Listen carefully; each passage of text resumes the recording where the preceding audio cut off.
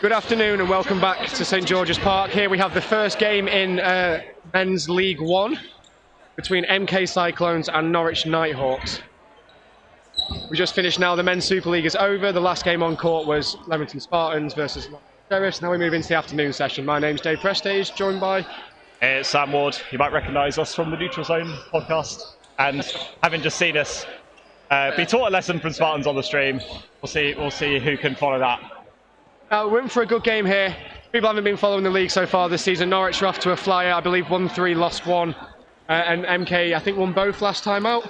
I think they got a draw against Spartans, was it a draw, was it? And a win against someone I think nearer the foot. We have two relatively informed teams. Norwich were promoted to this league last year off a very nearly undefeated, or did they go undefeated in the end? No, they lost one, didn't they? I think they lost one. But still, one out of 18 isn't a bad record. And MK were in the Super League last year. They've come down but put in a very admirable performance last season. It was by no means a whitewash at any point. So this is two good level teams. We should be in for a good game here. Yeah, quite a few of the Cyclones players. They've had a bit of turnover over the course of last season. A couple of fresh faces in here. I think Mason Hader and yes. Balance, I think his name is, both new to the club. I think Philip Frood has been promoted up from the seconds, and James Brown, Aaron Davis, Matt Taylor and Sam Cuthbert with the Super League caps on that team. Absolutely, and then we look over to Norwich. Obviously they've got the addition this year of long-time player of the game, Henry Skinner. Lots of international and Super League experience there. A good addition. We've got Ryan Borley, number 3. You'll be on your right-hand side, has also played at the top level quite a lot.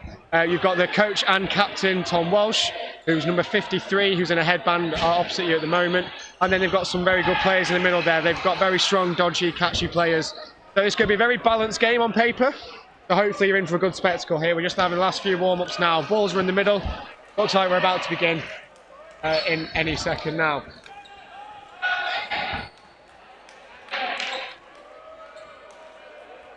As always, if you're new to the sport, the halves are 15 minutes in length. Each individual game is 3 minutes. The objective in the 3 minutes is to eliminate the other team. If you do that, then you get 2 points. If you finish on the same level of players after 3 minutes, here's 1 apiece. Here's many sets you can get in that 15-minute half. We have Sam Mason and Jonty Bird reffing. They look ready, and off we go. All a good time. Eventually.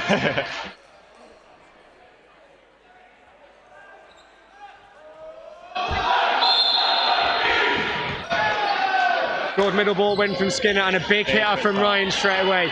That could be a theme in this game. He's very fast and Ryan's arm is a big weapon at this level. Good start. You can tell it's something that Norwich have drilled. You can tell they have the edge over the middle ball. Initiating that quick start, you can tell it's something that they live and breathe. Single from MK, not quite making the mark. And good patience from Norwich there to take the third and reset. They know they've got big throws, they might as well use them. Good effort at a single ball. Good effort for throwing a ball holder, which is always the harder thing to do.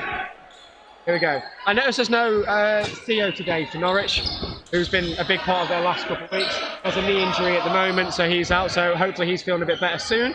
Hope to see him back. But another hit there for Norwich. Good exchange. There was a very strong free throw onto the middle player from Norwich. Henry Skinner did not let him get off any lightly at all. He pays his life for it in this game. 5-4 up for Norwich. Tom Walsh out for Nighthawks at the moment. Wonder if that's the thing we'll see over the course of this game. I think we'll see a lot of exchanges is what I'm expecting. There could be a lot of 1-for-1s, 2-for-1s type things in the middle. If the single ball game doesn't kick off. Norwich possessing probably the slightly more mobile wingers, as commentator's curse there as Ryan Morley makes his way to the outbox. It's an excellent hit from Aaron. Yeah, does very well to just put his arm through that ball. Can't quite post the block. It's a great free throw from James Brown, takes on George Whiteley. Great hit there. 3 apiece now for Milton Keynes, and they have possession. They have 3 goals against Norwich 2. George Whiteley sporting an excellent moustache, I've just noticed. Big free throw hit from Henry. And a very aggressive, he's left himself up court. Yeah. It's a good hit. Matt Taylor takes him out, 2 apiece. Oh, Henry there, not happy with the ref's decision. Not sure what we can argue with it. It looked like I didn't think he had hit him from here. Good single ball there from MK, setting themselves here. Let's see what Norwich will do with the 3. Yeah, both teams seem to want to play with the 2 balls quite a lot more than playing with 3, electing to prefer the countering style rather than the set plays. Particularly when it's 2 apiece, the odds are very heavily stacked in favour of the countering team. It's a great hit across. Catching Norwich a little bit by surprise, Matt Taylor with the cross-court hit. John Johnson left on his own. I believe the fellow who's on the left for MK at the moment, he's from which university is it? Does he play Matt for? Taylor is... I've refed him at the Uni League. Is it Leicester Uni? Oh, Leicester Uni, a piece on each side with John Johnson. Yeah, I've refed him at the Uni League. Sorry, go on. What's been called? Is that ball retriever? Retriever error? Whatever it was, John Johnson finds his way with 5 balls. There's probably not a huge amount of time left. Oh, and he's been... Invalid descent. Okay, thanks, Major. There was only about 15 seconds left, so he had to go there. It's not the way you want to lose a set with invalid. It does happen. More than people expect, I think, as well. Yeah, you think for people who throw dodgeballs around for a bit of a living, you think being able to throw within a metre of a person shouldn't be too hard, but evidently... It's harder than you think. Yeah, I've been recipient of that a few times, don't you worry. Time has been paused while they just ref. I think Tom and the captains wanted to just clarify the decision with the refs there. Both sides just getting a bit of a talking to. Bit early to be getting this Aggie, so let's just see how it sells. But good first win for MK. Here we go. This time Ryan running middle. Poorly winning the start. Yeah, not quite. Oh, it's a block in. Oh, is that a hit? Yeah, James been given a hit. Great from Norwich there. Big early advantage. They've made a substitution already. Is that Finion for Skinner? It appears so, yes. Essentially, given a bit of time to cool his head. He wasn't particularly happy when he made his way to the outbox in the first set. And sometimes the best thing is to have that decision taken off you. It's not a sport to play when your head's not in it properly, and we know how good Henry can be, so Norwich want the best Henry available on court to make that difference. Oh, a little snick there. Good aggressive throw from Frood there, from MK. Yeah, good fakes as well from the 2 holding players. You could tell that Finney bought the fake from Matt Taylor. As Matt Taylor fails to make the block. Excellent shooting from Norwich. They seem to be focusing quite a lot on the ball holders of MK. Aaron Davis hit out before he released his ball. Oh, good honesty from Aaron. Yeah, he's very, very well done. So I think even if that ball had connected with John Johnson, I think John Johnson would have survived that. Yeah, Norwich making light work of this set by this stage, and now 4 balls in hand, of course. I think someone, 1 for 1 there. Yeah, Cyclones takes the way out. Perfect for Norwich that. I mean, just a side note on Aaron there, it's one of those things people do stand there sometimes and wait for the refs to call it. This sport is built on trust a little bit, and we rely on good sportsmanship, so seeing people give themselves out when the refs aren't calling it, I always like seeing that. It's good from there. Let's go, 2-2. Just as we said, close start as we thought. Another aggressive start from Norwich. That's the 3rd set in a row they've gone 2 up very quickly. 4 balls out to Norwich. Only got the 3, the ball's slow to come in. Is that Whitley? Ford has taken out George Whiteley. Whiteley, sorry, I was going to say Whitley then, but... I'm not sure. It's Whiteley. Whitley. It is Whitley. I played with him for a season at Mavericks, so I don't know how to pronounce it. Was that a hit in the middle there? It looked like it from here. No, the refs aren't giving it bounce. Very close 50-50 call. Very hard for the refs to look at things like that when the game's going fast. There, it's so close to bounce. The player's got to rely on the ref's decision. No, the line refs called it. Carry on. Everyone's happy. 5 on 3. Good hit with the 2 balls. Yeah, if you can convert the 2 ball hits on ball holders from the opposing team, it's such a big weapon. Because not only because you get the player out, but because the other team is devoid over the countering opportunity. Demonstrated very excellently by Norwich, and they get 2 balls back. Me and Greg were saying this during a Super League game earlier. We're giving the commentator's blessing at the moment. Forget the curse. We say things like that and then it happens. And Tom hit there. Good block from Ryan. Great dodge from Aaron. I love when you get all that energetic play, which results in nothing. Only 1 down for Milton Keynes at this point. Yeah. Only 1 down, 3 balls in hands. And we've seen how good their 2 balls have been. Oh, nearly a great block from number 5 on Norwich then. Excellent block. A great hit. MK doing the basics really well. There's only about just over a minute left. They've played the time excellently here. Yeah, great delayed throw from there. Interesting little flick throw there.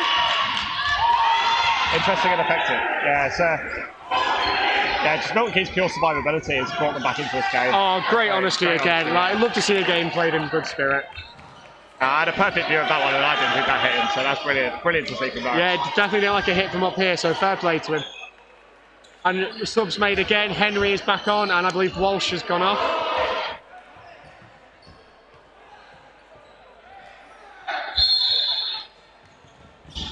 Again, Norwich win in the middle ball, and the line fault from Matt Taylor in the middle. Great catch from Ryan, not even at balance. Love that. Excellent work. We're around halfway of the first half. 2 ball attack takes out James Brown. The 2 balls on both sides have been... Norwich dominating the early game in each of these sets. The quick start and the sort of initial couple of volleys, but the moment that MK get down to a couple of players, then their survival instinct start kicking in and just start whittling down Norwich a little bit more. Case in point, Ballant Borgas taking out Henry Skinner. Number 7 there with a big free throw, was it, on Henry? Yeah, he's made his debut for the Hungarian national team at the most recent Euros, really? and I think he's migrated over to England over the summer. Yeah, Hungary not particularly widely. Nah, I think it bounced. No, it was close. I get excited when they're close. Not Hungary, not particularly sort of renowned for their dodgeball ability. I think this is their 2nd Euros, most recently. For a player like him, though, getting exposure at levels like this is great. You know, to take that back to the Hungarian team and pass on things like that. Playing against one of the best teams in the world, line fault, unfortunately. He's had a really good set there. He's taken out 2 out of 3 of the Norwich players who are out already. Well, like we said, it was a 6-on-3 at an early point. Great delay throw. Yeah, 2 blocks. Yeah, called by both refs. Yeah, good ref in there. Again, survivability, excellent. Yeah, the Norwich outbox doesn't agree with it. But again, like we said, the conversion with 2 ball attacks on ball holders is effective if it works. But need to take great hit. Lovely shot there. Had the ball, couldn't do anything about it though. Yeah, Sam Cuthbert faced with a bit of a task here. Good dodge though. Yeah, he survives. He survives the hits but goes over the line. Gets to Norwich. 4 apiece. It's always nice when your early predictions come true about it being a close game. If this has been like 8-0, we'd feel a bit more embarrassed, but this is a really good game so far. It's very even. Like, Norwich are only drawing despite the fact they're going up 2-3 players in the first 30 seconds of every set. They'd be hoping to see out games a little better, you'd think, from here. And again, more substitutions. They're being fluid with it. No one's going to get tired at this point. Walsh back on. Can't see who's gone off, sorry. It's just on the left. Finney, sorry, Finney. Oscar Finney. What a great name. Sounds like an author. You read the works of Oscar Finney? No, it's not the neutral zone. I can't go off on tangents. Right, game begin again. 4-4. Not even contested in the middle all this time. They've kind of, Big hit, but that's also quite a big player to lose for MK straight away. Aaron's, he does a lot of calling, big arm, good counter. Big presence in the team. There is a change on the Cyclone side as well. Faison Hayder's on for Philip Cruz. Double hit from Ballant Borgas. Walsh didn't know a lot about that, unfortunately. What a catch. Wow. That is a hell of a 10 seconds if you're MK. What a time to be in purple. Role reversal here. I wonder if Norwich can emulate the survival instincts of Little Kings. Good lead from number 5 there, Norwich Meaden. Sometimes it's so easy to think it's near your hand so you can get it. Norwich doing a lot of throwing at ball this half so far. Yeah, I think like we said, I think they're not the most... Play 2's been called. Good free throw from Henry Skinner, takes on Matt Taylor. But then they also lose Ryan, so a probably better exchange for MK still. Henry wanting to have the second ball, he doesn't want 3.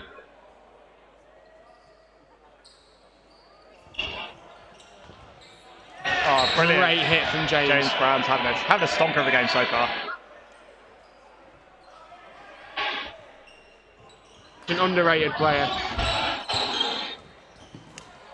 Good dodging from Henry. Yeah, he does well to avoid that delayed throw from Sam Cuthbert. And now Henry has 3 balls on his side. It'll be interesting what Young Keys elect to do here. He's got about a minute 15 remaining of the set to see if he can turn this round. Yeah. That's a great hit from Hayder there. Yeah, Henry's going to very much out being caught by Sam Cuthbert and having an excellent free throw from Fajan onto the back. He had a big uphill battle then though to what was it, 6v1 I think at 5v1 I think. 5v1. Yeah, but in any case, yeah, he's not in a place where he can just play safe. He has to take risks to try and make the hits. The odds are against him there. Yeah, the problem with that is you throw in aggressive areas, they're often the catchable areas. Norwich again with the quick start. And they've got a hit though, I believe. Hayder out off that. Taking his time to leave the court, but he is leaving. Good dodge. Norwich not setting with 3 a lot. They did in the first set or 2, it felt like. Now they seem to have changed up. There's a lot more standing counters and running counters, which I think might suit MK at the moment. Their single ball success seems to be quite high so far. They're a very strong throwing team. They've got quite good depth in terms of the number of powerful throws they've got. Looking at their team, it's probably that is an absolute peach of a throw. God, you love to see Ryan things Borley. like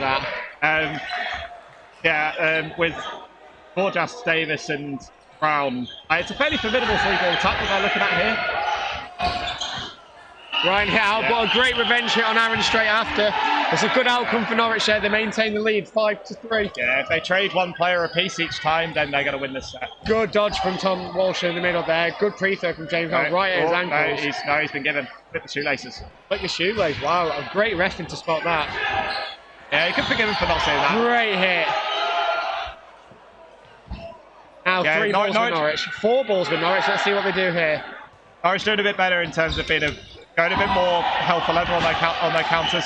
They're engaging a lot more in that trading game now that they're up in players. Knowing that even as long as they make the hit on the countering plays, then they're likely to end up remaining. I'm not sure if that was coordinated, but if it was, then fair play. Him picking up a ball and standing has probably saved Henry. I think they were initially going for Henry. Yeah. Then they saw the ball come on court and changed their mind. Blocking. Again, we've been here before. Cyclones probably... Great catch. I should find a new job. I should stop commentating. That's the commentator's curse you've just given MK there. Absolutely great catch from Whitley. Yeah, that's huge. Like, we haven't... Oh, he's not looking at the right ball. He's looking at Ryan and Henry hits him. We haven't had a 2-set advantage, and Cyclones probably would have fancied themselves there at that point. This looks like it's going to be a 1-minute set to end the half. I mean, 6-6. Yeah, it's an important set this for Norwich, really. If they win this, going into half-time in the lead and having won the last couple of sets, that's a big momentum shift. Particularly with it being a short set, the quick start is also even more important than it was before. Can they convert it again? That's not live. Yeah, never live. Absolutely punished for that. There was no way that ball was live going back. I admire the effort. He wants to protect himself, but that ain't going to count. And Ryan punishes him effectively. Now Norwich, now they have the 1-player advantage. They just have to play this out now. The emphasis is now on MK to come back. Great catch. Good nerve settler, that one. Yeah. Halfway through, 30 seconds left. Yeah, a couple of players out there going to force take as much time as they want them.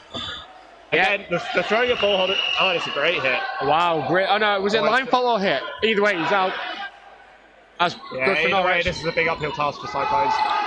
Yeah, 2-ball attack not converting. Norwich can take their time on this one. There's only 13 seconds left. This should be the last throw Norwich have to make. Probably a James Brown. Yeah, he takes it. Yeah, 1 for 1. Absolutely fine, as we said. Absolutely take that. Ryan's not displeased at all. So one of the times you don't mind getting out. Let's see if Norwich can close us out now. And that's a minute.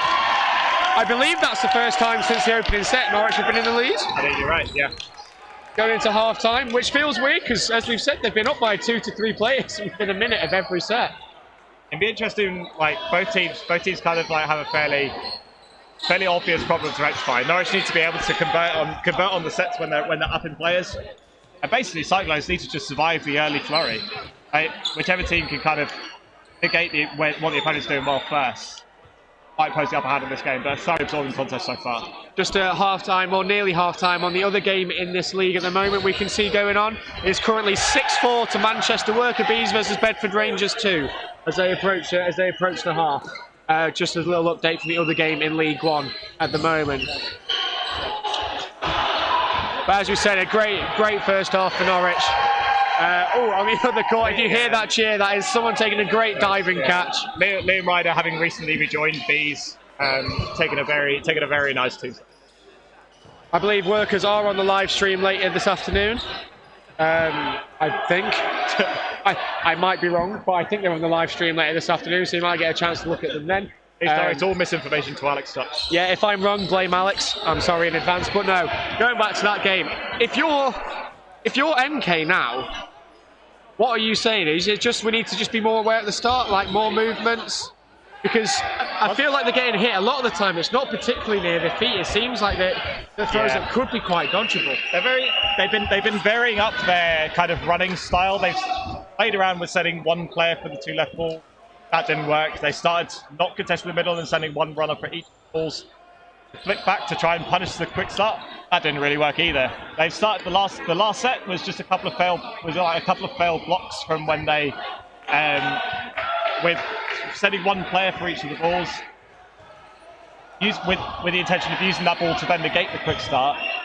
Again, hasn't really worked so far. The quick start's just been too effective for Norwich thus far.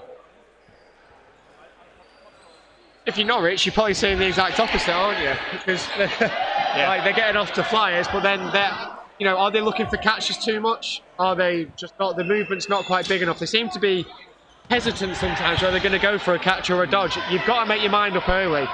Even if you don't make a catch, as long as you set yourself for and give yourself the best opportunity, that's okay. What you can't be doing is getting caught in no man's land. Yeah, I think Norwich have been a little lackluster on their conversion on single ball releases from 3. Something that Cyclones seem to be doing slightly better at. So the longer it goes on with a kind of one ball volley exchange, more likely Cyclones are to make the hits and then draw themselves back into this game is what we've kind of seen in the last couple of sets. So I think maybe Norwich might vary up to throw a couple of 2-ball attacks when they're up in play, so they can afford to invest the ball possession to get hits. That might be something that Norwich elect to do. I'd also like to see Norwich, if they're throwing the singles still, I'd like to see them go off ball a little more. It feels like they're trying to shut down the counter, but they're not always going for the aggressive hits. A little bit from there.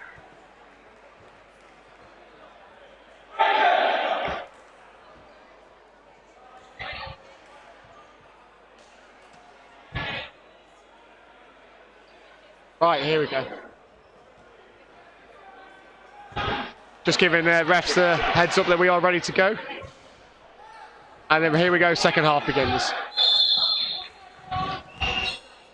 I don't think any subs at the half-time break for anyone. Oh no, yeah, Taylor. Is that Taylor, sorry? That's Sam Cuthbert's in the outbox now. He's come on for Phil Frood coming on for Sam Cuthbert, sorry, yeah. Interesting after all that preamble of the quick start. Norwich have an uncontested bit of ball and then reset with a 3-ball attack. Good one. Well, not even a 1-for-1. Sorry, like Faizan Hayder there. He's taken out Ryan Bawley and managed a lovely low dodge out the way from there. He's gone for the free throw catch. He didn't look properly set for it. His arms are out, but he was turning his body. It's very difficult to make a catch while you're in motion. Very difficult to make a catch, full stop, let's be honest. Yeah, but he's taken a few that first off. Just a great hit from Henry there. Interesting 1-ball release out of 4 from Norwich. Potentially not the most coordinated attack. Yeah, again. So we're just coming forward now. Sorry about this. We're having a few issues at the moment, so we just got the screen up from there. We're just going to fix those for you, so we'll try and describe it in the meantime. But Aaron out to Henry, was that? Yeah, Aaron Davis try again. With Cyclones being up in this game, trades aren't bad for them. Aaron Davis trying to force himself to, even if he exits the court, he's taking Henry Skinner with him. Couldn't quite make the mark, and Norwich are now level. Yeah. Well, 4-4 now. These scenarios haven't always gone in Nighthawks' favour so far. And once again, Henry getting caught up court. Not even, yeah, it's Tom putting on the pressure. Gave it a free throw, no hits anywhere. Lots of balls thrown, nothing changes though. I believe that's 3 to Nighthawks. Cyclones retain 2 balls. Not in a bad position here.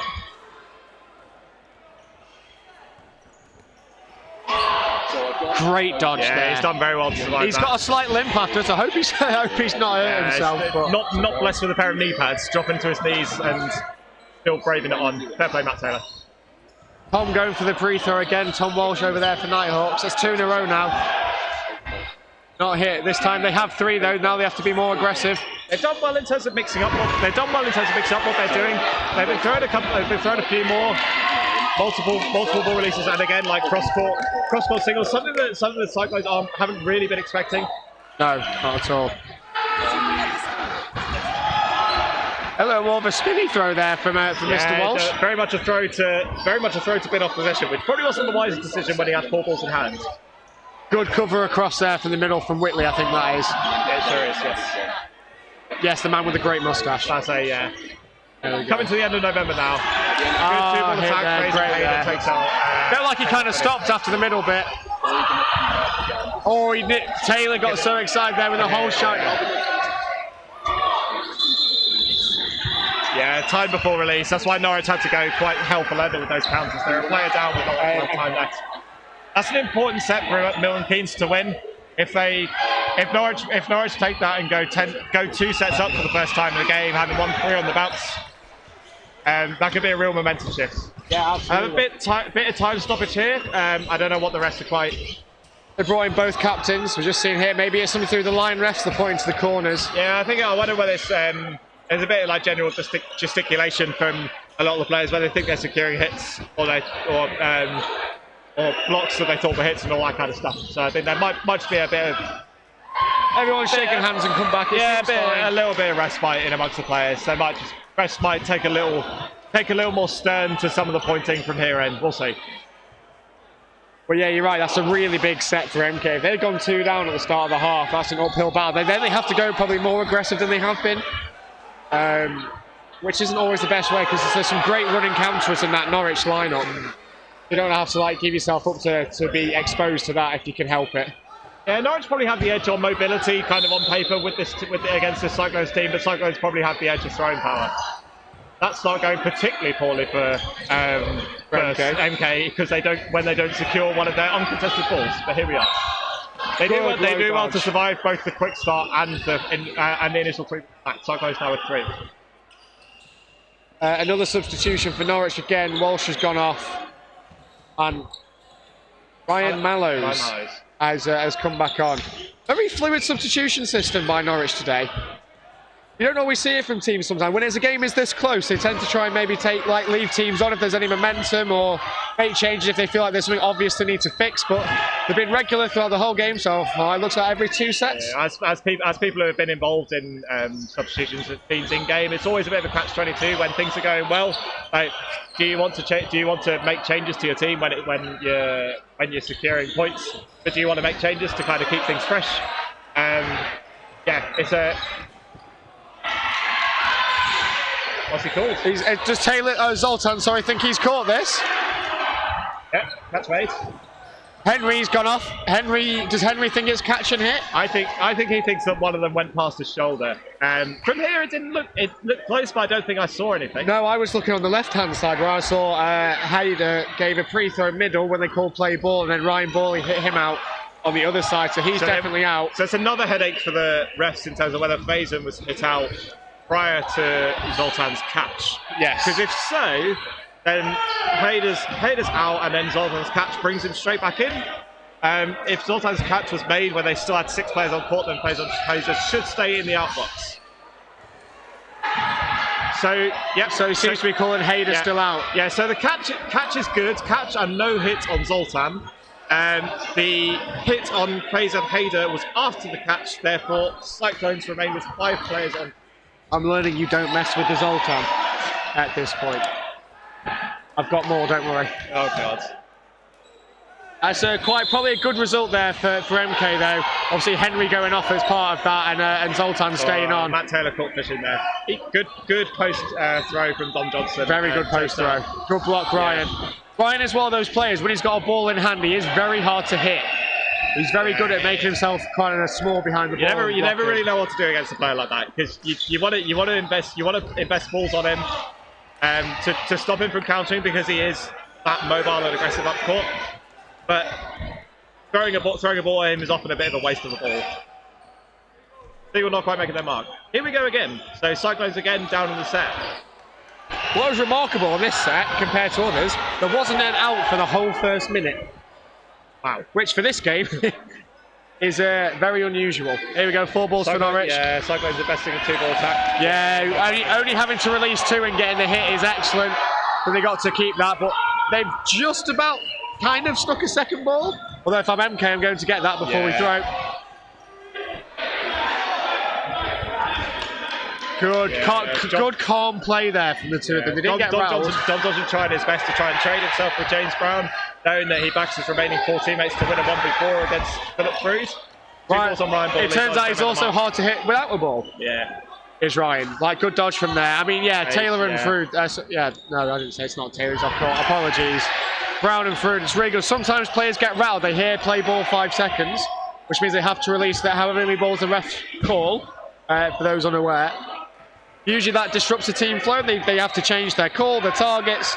They stayed very calm and just made the hit. He's so close to that back line. Where set's about to run out and now Norwich just need to see it out. There it is. Yeah, Cyclones left an uphill battle there. Again, they came back quite well. Well, some just very good hits from Norwich. I think, like the fact that they were down later in the game makes actually a massive difference. Like, considering that they bought up until here, they've been like 6-3 down after 30 seconds. This time 6-3 down with a minute and a half, then a minute less to be able to recover from. Oh, Ryan again. Not quite making their mark again. Yeah, so weapon that was working well for Norwich in the first half doesn't seem to be making their mark anymore. Cyclones doing well to recover from it. I feel like Ryan is really going out. I don't know if it's a plan, but the last 2 or 3 in a row have gone straight at Hayder of MK. I don't know if obviously they've targeted him, realising that he's obviously how good a player he is, that they want him off early doors. Might be worth it. They're going to keep going, maybe swinging it in a little bit, or if they can get another receiver on the end. Just sometimes makes it up. Oh, it's a good case in points. Yeah, that's. He'd be disappointed he's not caught that. We've all been there. It happens sometimes. He's set himself nicely. It's just not stuck. The benefit of having the strength and depth of throwers. 2-ball investment takes out Henry Skinner. But the strength and depth and throwers means that you can tell the middle player was looking at the two holders, fearing their throws, and the throw from Hayder catches him unawares. 2-ball attack takes out Zoltan, and Zoltan trades himself for Ryan Mallows as well. Trades all benefiting Cyclones as the team that are in the lead, at least in this set. Norwich up in the game, 10-8. Let's see now. Norwich MK haven't been up in sets very often. They've done comeback jobs. Oh, it's a great catch on the back track from Aaron. Good exchange from Milton Keynes, culminating in a catch. Dom Johnson takes his exits. It's not often we've seen them up, so we haven't had a chance to see how MK game manage and see outsets really so far. It's been few and far between. Good test for them here. 2 very good players on left for Norwich as well, who can take catches and make hits. Oh, that's very close from Ryan. It's a great effort. Yeah, smart play from Milton Keynes to take the reset. That's from Ryan. Smart to throw that. Ryan Borley's dodged 2 and taken an absolute beat. Had they called play 3 or was it play 2 for the refs there?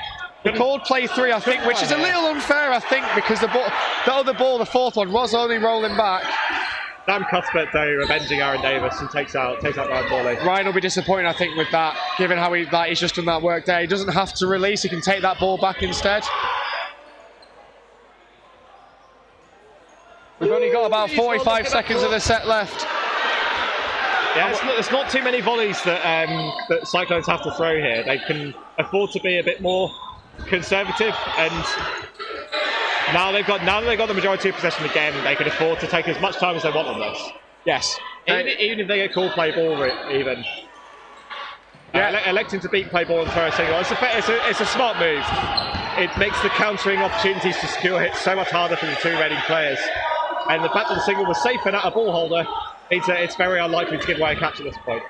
Likewise with Boltan. And also now that what MK are doing is really smart. There's only about 5 seconds left. They put all the emphasis on Norwich still to throw.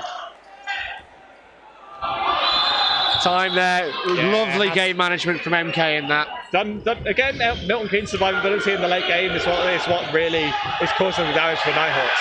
They were, in a few sets in the first half, the fact that Nighthawks weren't able to close out sets when Cyclones were down to 3 or fewer players. That time again, they had a player advantage rather than a player deficit, and again, just Norwich not able to make the marks in the late game. Norwich not opting for the quick start this time. Yeah, feels weird to see. It hasn't worked on the last couple of volleys. It hasn't. Yeah, he's called out. Yeah, I thought correct decision, I think. Yeah, I thought it was good. I don't think he's quite seen it in Leeds. Yeah. Hand. To be fair, after the talking to the Cyclones had, good on them for not gesticulating, because I thought it was a fairly blatant hit. He just hadn't seen it. What? Sorry, there's a bit of confusion here from the refs. I think, yeah. Sam's given Brown out. Jonty hasn't. I think Brown. I did think he was okay, is what it looked, but you can't see everything sometimes. So. Yeah, the line ref's just clarifying. So in amongst all that, a 3-ball attack takes out Ryan Borley. It's a big player for Norwich to lose. Took 3 balls to take him out. 2 balls takes out Zoltan. Yeah, good throws from Henry and Tom there on the right hand side. Walsh and Skinner. Norwich very, very cagey in terms of they're not willing to invest. Can throw down to 1 ball. They're still throwing the ball a lot. Yeah, pretty much every throw has been. If they got 3 balls, it's nearly always been a single. And if they've thrown... Oh, that's really unfortunate for Tom there. He'd love to have that one back and have another go at that one. 9 times out of 10 he sinks those. It's unfortunate this is an off day. Aaron Davis doesn't even move. Wow, yeah. That's an excellent hit. That's an unbelievable hit from Skinner. He couldn't even react to that. Great Tobin. Great response from Skinner after Tom drops out. I don't know if the ball tube was in his ear or something like that. 2-ball attack, good block from Henry Skinner. Yeah, good block there. Definitely a block for me. So yeah, an interesting big volley this. If they can make a hit here. They do just about. Oh, and James wasn't aware. James Brown had Skinner there. He didn't go for it from a shout from his outbox. Well, they did have 4 balls to be fair. It's not a bad play to reset with the 4. 3 balls takes out Henry Skinner. Good tracking as well. There's big movements from Henry Skinner and good commitments though from MK. Sorry. Different targets is not what you're on at that point. I didn't know. Yeah, I think clever from Sam Cuthbert there to somehow no hits from that close range. There's still a minute left. It feels like it's gone very chaotic very quickly for well, we're now getting to around 45 seconds remaining. Takes out Phil Freed. Here we are, 2 apiece. 2 apiece. 2 apiece scores a level. Norwich doing an MK from the first half. Yeah. Oh, he's put his hands out at that. Is the ref going to give it? No hit there. He didn't look confident in that. Good block there. No hits again. Just shy of 30 seconds. Nice coordinated 2-ball attacks from Milton Keynes in the face of some pretty accurate pre-throws from interesting to throw a single. The team looking like they're trying to win this particularly. Are they happy with the draw? Here we go. Oh, it's a great catch from Cuthbert. It's an unbelievable. That's what we want. That time, that's a big moment in this game. There's only 2 seconds left. Yeah, that's that. Big catch from Cuthbert. There was only remaining fine margins in this game. Ryan Mallows actually did really, really well to survive the 2-ball attack from Milton Keynes in the first place. Just the double counter just not quite tracking the same player at the same time on the same target, and yeah, Cuthbert makes them pay. Excellent catch.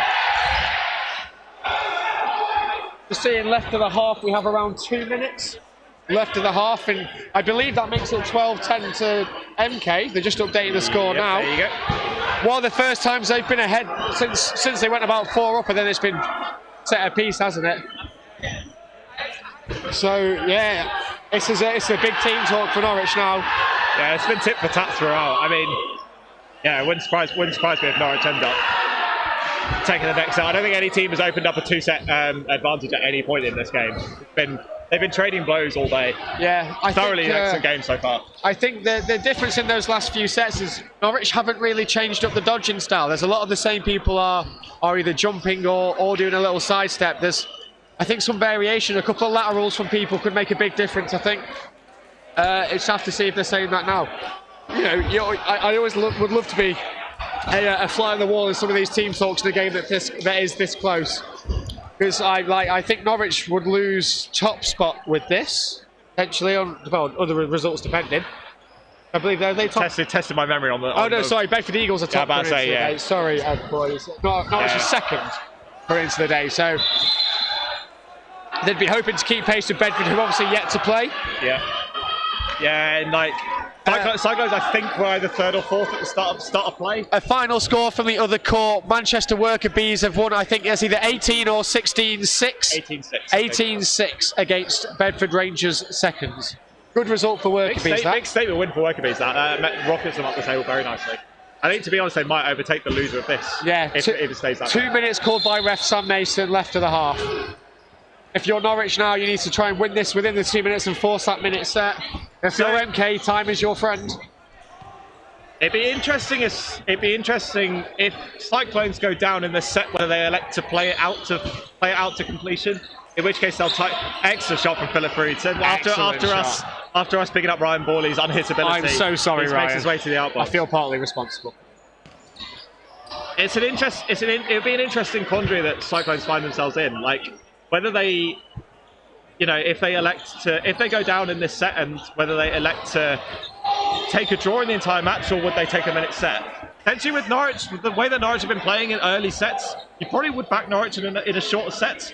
So it's if Norwich bring themselves back into this set, it'd be interesting to see whether Cyclones elect to take the draw or go for a minute set to win. Again, outside the quick start, Norwich have released 3 or 4 balls in this set so far, and the majority are going straight back at the MK ball holder. Yeah, Cyclones doing similar, and just whiling time off the clock is very much playing into Cyclones' hands at this point. Just under a minute left. Yeah, for Cyclones, throwing a ball holder and nullifying the running counter is exactly what they need to do here. They just need to see out the time. Yeah. Play 2 called. It's a great catch from Henry. Yeah, and then a good fake as well. A hold shout from the back. I think they might have all 5 actually. They've got at least 4. The 5th ball's coming in now. It's an unbelievable catch now from Aaron on Henry. And Ryan misses Phil. Phil's got away with that. Murder. He's actually got away. There was only 15 seconds remaining now. A tie here wins the game for Milton Keynes. Free throw takes out Phil Crew. Dom Johnson makes the hit. 8 seconds remaining. 8 seconds. 1 hit wins it for Milton Keynes. 3. Oh, here we go. If it ends like this, it's a draw. 12 apiece. Well, I said it would be tight at the start, and we have been proved horrifically accurate with that 12 apiece. What a really good showcase of dodgeball that was. That was a cracking game. Yeah, toing and throwing, trading blows all game. I don't think either side is going to be disappointed given the nature of the game. No side really stamped an authority or lead. Neither team deserves to lose. I think both teams did excellently. As in terms of like overall survivability, nullifying opponents' threats, just a thoroughly absorbing contest. Yeah, really good game that. We're looking game on. I think it's Leeds against Bedford Eagles. Leeds against Bedford Eagles, which should be a very good game. 2 well-established teams. And obviously Bedford looking to maintain their top of the table status at the moment. See Ross Milburn there in the middle, getting ready. So yeah, with that, thank you for joining us for this game. I hope you enjoy the next one.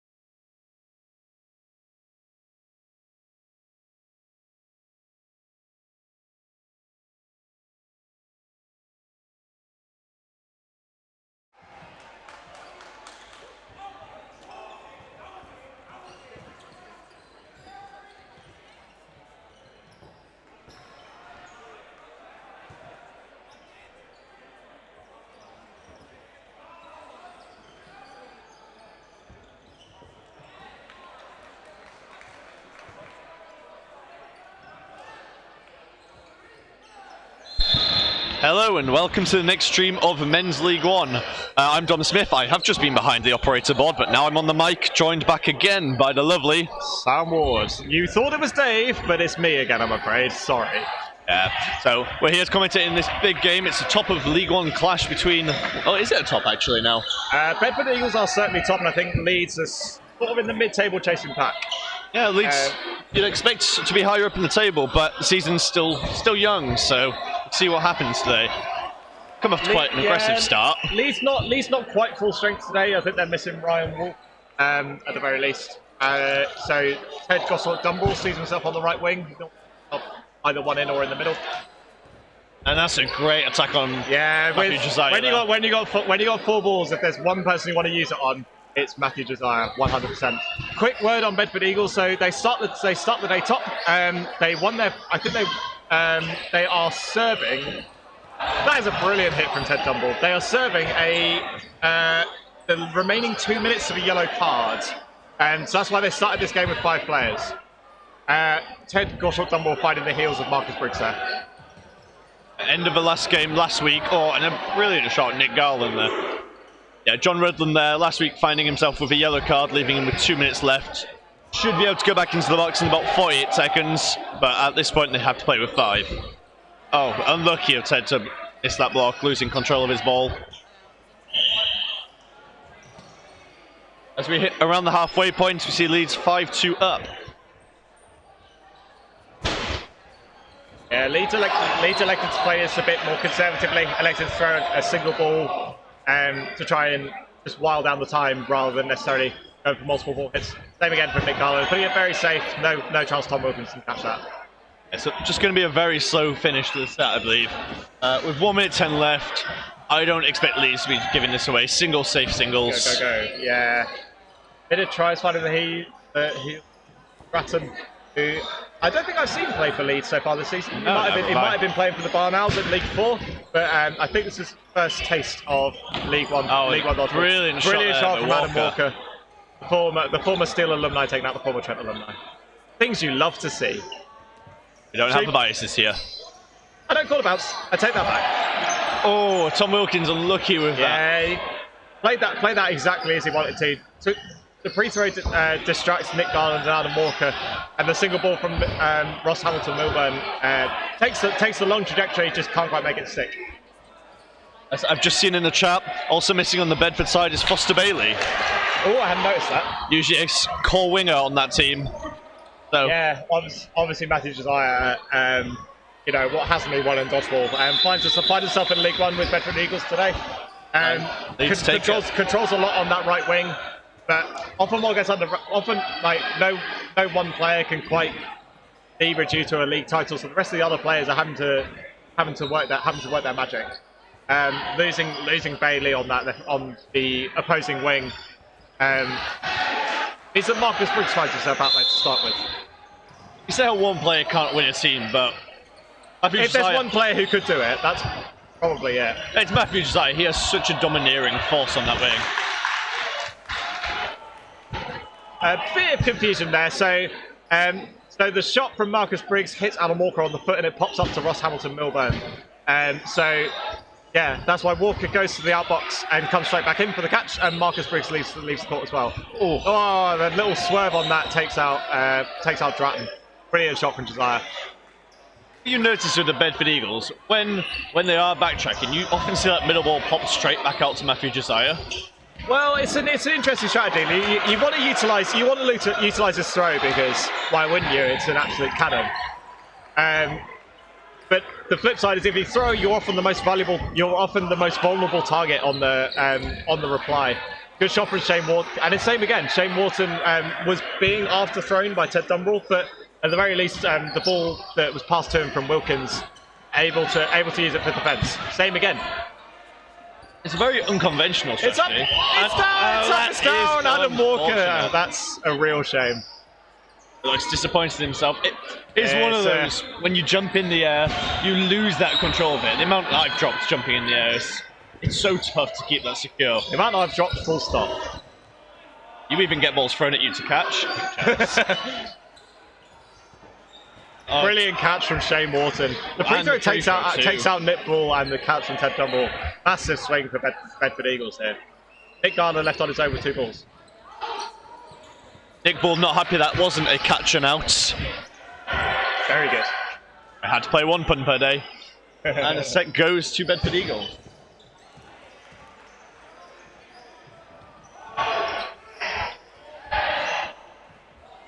Going tit for tat a little bit.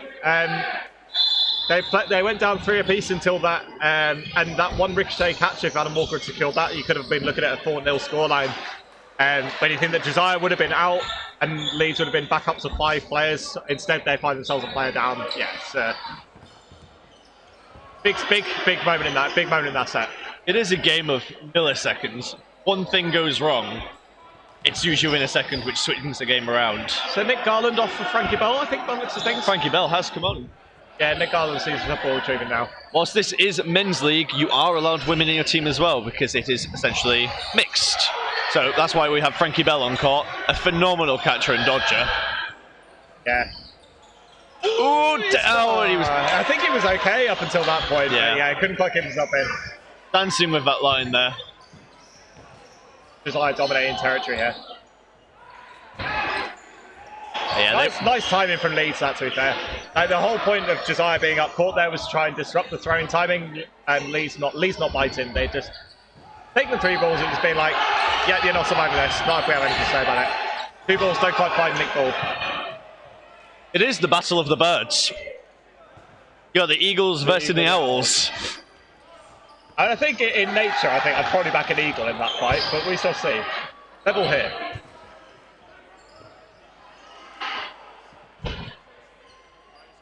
Bedford coming up with their 3 balls, releasing the single, and Tom Wilkins unfortunate to drop that. Oh, great take from Marcus Briggs.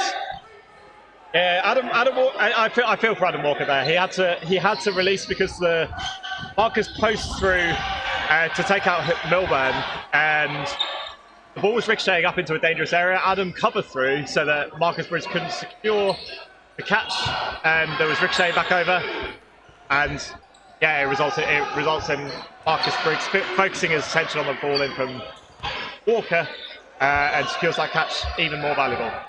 So 4 apiece here.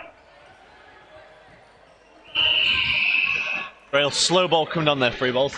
There is only about 45 seconds left of this set. Yeah, both teams being quite cagey, being wary of the opponent's catchability. Probably four of Leeds' best dodgers left on court.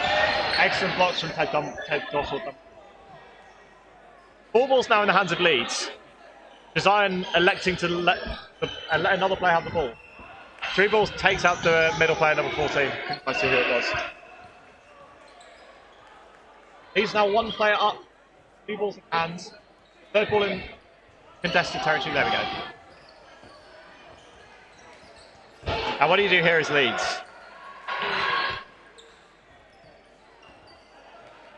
Free throw on Dratton blocked. They reset, they take play ball. There's only about 3 seconds, and there it is. Apologies, the sorting something the stream, making sure we're all up and running to get this content to you. Set goes to Leeds. Good discipline from Leeds there. The moment you see the empty target and you hear play ball called in, knowing that the good comms from the outbox that there wasn't enough time for them to need to throw, means that they can just allow the set to time out. John Rodland enters the fray. He subs on for, I believe that's Bidder in the middle. Very slow start there, unable to get that ball securely to get that quick start, which you have seen a lot of teams using today. Yeah, no less so in the game previous. Ball tests out Josiah. No hits.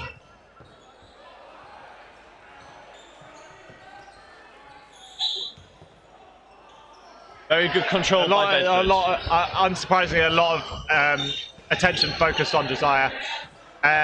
Walker takes out a bit of the free throw and Josiah punishes him. But more to the point, the remaining throw takes out Josiah as well. It ends up in a 2-for-1 on. It ends up a 2-for-1 on Bedford Eagles' favour, but Josiah is the one out. It's quite a handy thing for Leeds. They then take possession and take out Briggs. 4 apiece. I'd say back to a 4v4, but Frankie Bell unlucky to get hit by that one. Dodges aside, but it tracks her along. Yeah, nice fakes from the non-throwers. Diverted Frankie Bell's attention so that so that Tom Wilkins could take him out. Post throw from Shane Wharton doesn't find its mark and gives away 4 balls, albeit only 3 players in hand. If anyone's going to throw 2 balls like a scorpion, it's going to be Ross Milburn. Things you absolutely love to see. Nice safe release from the middle there. You've seen that quite a lot from Bedford Eagles as well, in terms of the looking to try and block balls up in the air, and back in their blocking well enough that they can go a bit more extravagant to try and secure a catch. 2-ball attack takes out Ross Milburn. It's an uphill battle for Leeds now. 2 players down. We are only 1 minute 10 left in this set, so plenty of time for Leeds to turn it around though. Again, electing to throw a lot of single ball attacks. And directed at ball. At this point, you'd think Leeds would be wanting to get that confidence. Leeds need to think about starting taking a few risks. Take risks, aim at central. If you get caught, you get caught. As like I said. Right decision, wrong execution, I think we can say it's fair enough. It's that confidence to go for that middle player when you're down. You have to do it. So yeah, it's really hard. Like you see players like you see the wingers with Bedford Eagles with the balls trying to stay up court and to control territory to try and protect their middle players, make it harder for them to throw away from ball. One thing like harking back to a couple games Spartans did very well against us. Need to win the middle and elect to not quick.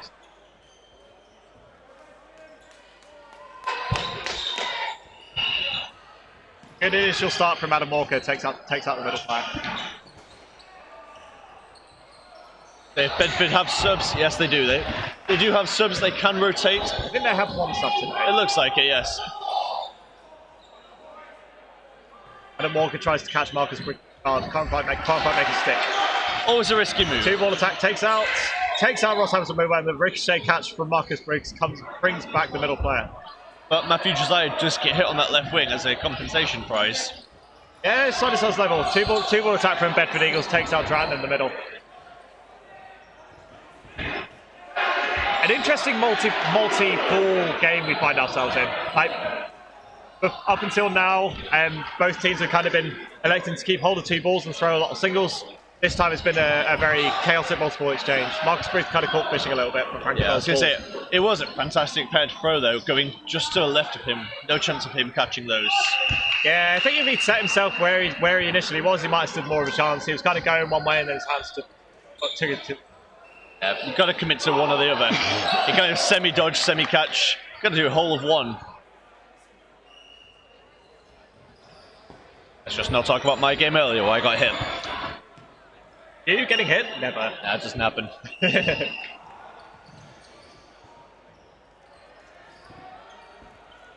Garland just missing a single throw there. Shane retaliating, and another retaliation. It's just back and forward here. Leeds doing well in terms of varying up mixing up their attacks as much as they can. And there's been a lot of bounce. Yeah, not quite securing that. There's been a lot of variation on where their single balls have come from. Tom Wilkins takes out Garland with that pre-throw, but Joshua Dunbar makes him pay with his life. 3 apiece, 3 balls in the hand of Bedford Eagles. Yeah, at the end of that trade's not bad for either team. Good response from Adam Walker, takes out John Rudland. Once more, trade for a trade, 1 for 1. This interesting watching, like playing the great double pre-throw, takes out Shane Wharton. Wharton's been a bit of a thorn in Leeds' side. That left arm like swings the other way you expect. He's been securing quite a few hits, but the double pre-throw takes him out. But Adam Walker also taken out. We have a 1 for 1. Both of these players are pretty solid catches, so it'd be interesting to see what they elect for. I can see this being quite a cagey affair. I think both. You think like it's not like a draw suits either team necessarily. We're level on score. And time's up. We're going into a final 1 minute set in this half. 5 apiece on the scoreboard. 5 all on the score. And 1 minute.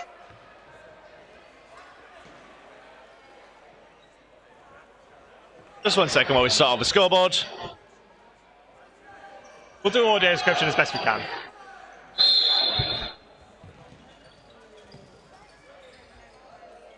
Uncontested middle ball, Leeds elect to not take the quick start on. So on the scoreboard right now, it does say over 3 minutes left. It is in fact a minute set, so just counting down on that seconds timer, not the minutes. After throw from Marcus Briggs takes out Ross Hamilton Milburn. Bedford Eagles find themselves up early in this short set. Excellent 2-ball attack, takes out the ball holder on the other wing. Well, I see ourselves in a 5v5. And they get second prize of getting that ball back. Yeah, it means that even though they have invested the 2-ball attack, Bedford Eagles can't make it pay on the following phase because they don't have possession again. 20 seconds left now. Single throw from Adam Walker, response from Marcus Briggs takes him out. Leeds find themselves to play down. 10 seconds left, I hear. Ref's calling 10 seconds. The block there. You expect Bedford to just settle here? From here. Garner's got to go. He's gone. He needed to go. And the set goes towards Bedford Eagles. 7-5 at half. Yeah, it's a big set, the last one before half time. Always feels massive going into the half ahead rather than behind is a massive confidence.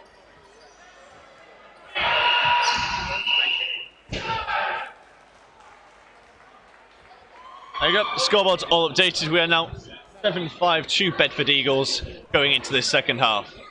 I believe the score on the other court is Spartans 2 leading Worcester Virtue Empire 9-3 at the half. Good games on both courts. What would you do if you were in Leeds' spot right now? I think like that. They've done very well in terms of not letting Josiah control the game. They've done pretty well in terms of making sure that they punish well when they have possession, and they have had possession fairly frequently in this game. Bedford Eagles happy to invest multiple ball attacks, particularly late on in the game, where they haven't really been finding their market for a massive amount. I think the kind of 1-for-1 style game where you just where the counters get counters and that kind of stuff. That kind of play often seems to be benefiting Bedford Eagles. They seem to be making the hits probably more. So if Leeds want to engage in that kind of game, they need to start surviving a little better. And yeah, not only do Eagles tend to come out better in terms of overall personnel on the trades, they also seem to end up with possession as a result. So potentially, it'd be interesting to see whether Leeds elect to go for a more settled set play approach, or whether they want to try and engage in that countering game and just do it a little better than they have done previously. I think a big issue is they're doing so well, both teams, on that 1-for-1, but then Bedford Eagles seem to be coming out with a catch. And the second you've gone 1-for-1 for so long and a catch is made, it's a two-person swing. You've lost a player, they've gained a player, and then all your working going 1-for-1 and trading is nullified just due to that one catch. What Bedford are doing so well is they're taking that catch when needed. They're allowing that trading pattern to work, and then they're just, okay, we'll take a catch now, and then settle down, and with a minute 30, 2 minutes left, then they're able to dominate the last few minutes playing safe. I think unlike the previous game, we haven't seen too many turnarounds either. Like a team has gone a couple of players up in a set, and they seem to be converting that into a 2-point win. The resultant of that is that both teams are very happy to play safe and last out the time when they're up in a set. And that makes it so hard for teams to try and do anything in terms of the countering game. One thing that we probably didn't see quite so much of in the previous game.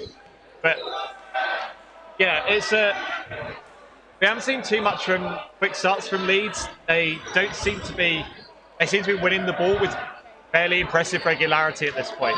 They don't seem to be electing to put it to good use. They would rather set the 3 balls and kind of do it a bit more of a leisurely pace. Yeah, you can see Josiah not even electing to contest the middle ball. Yeah, Bell and Harrington Milburn don't want any of that. They rather set the 3. Rundland can't quite secure the throw from Harrington Milburn. But also very lucky to not ricochet into Burdett there.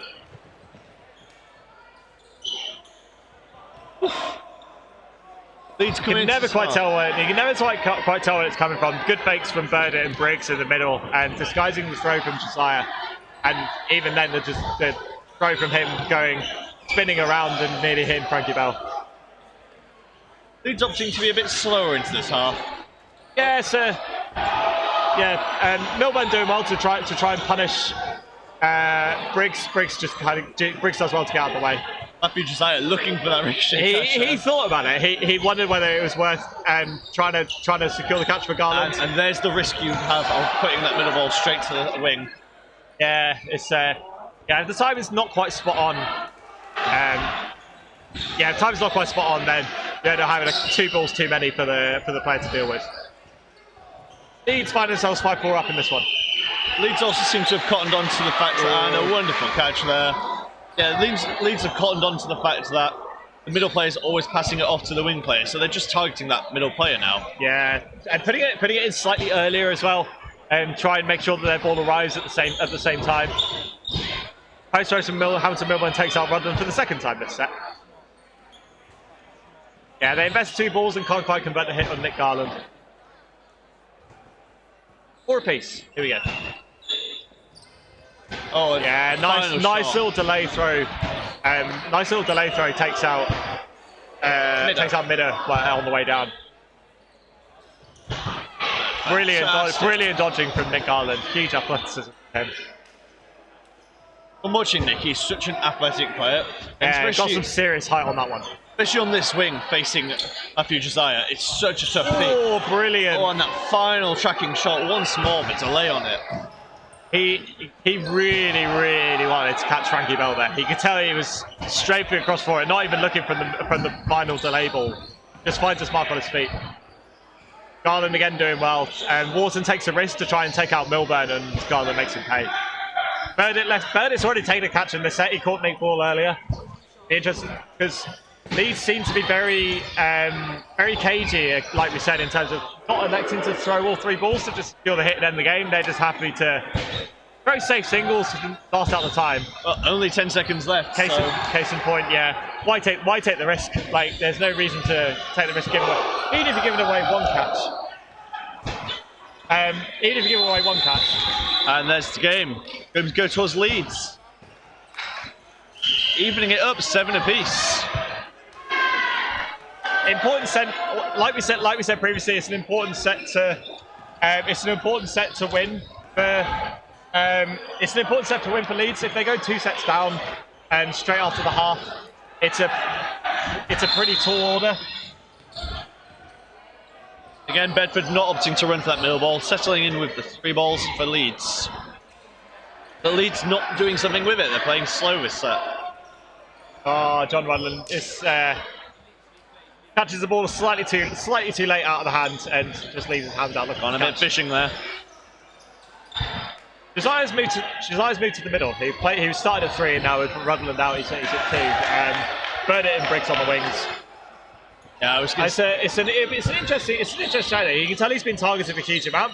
So if he makes himself an empty target, then it gives the remaining ball holders a lot of license to go.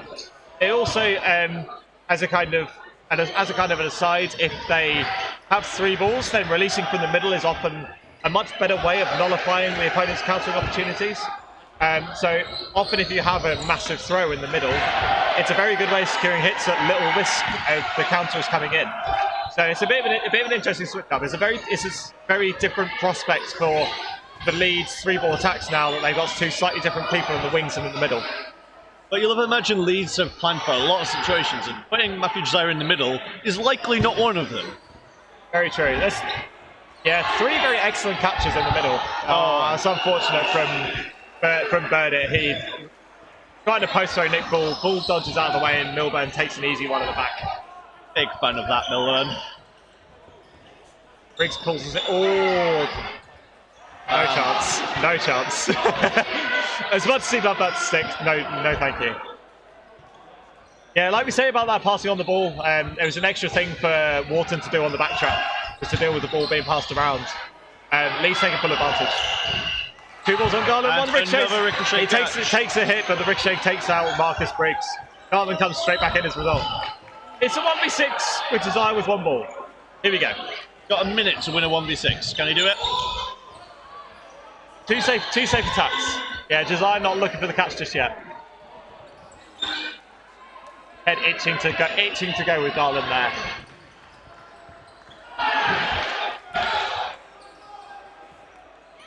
Again, a 2-ball attack. I think Matthew Josiah wants that. Yeah, they're two very well placed singles as well. Like all it takes is for one player to be a little awry with those, and yeah, it's an easy catch. Under 30 seconds left. Yeah, Josiah trying to throw away possession as fast as he can to try and fashion the catching opportunity. Leeds doing very well in terms of not giving him that. I'm not sure I've ever seen that before. And a hit on Matthew Josiah. The double pre-throw from a single player.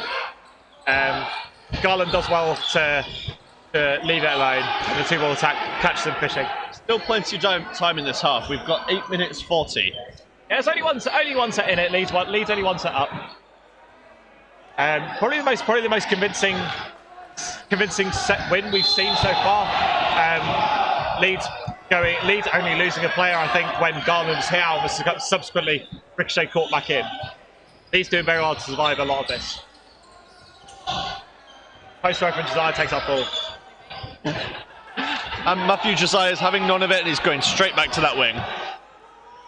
Yeah, they changed it up, gave him something else to think about, and yeah, back to Old Faithful, I think. Maybe giving Matthew Josiah a bit of a rest, sitting him in the middle for a set. But then let's see what the power of that arm can do. Good dodging from Wilkins.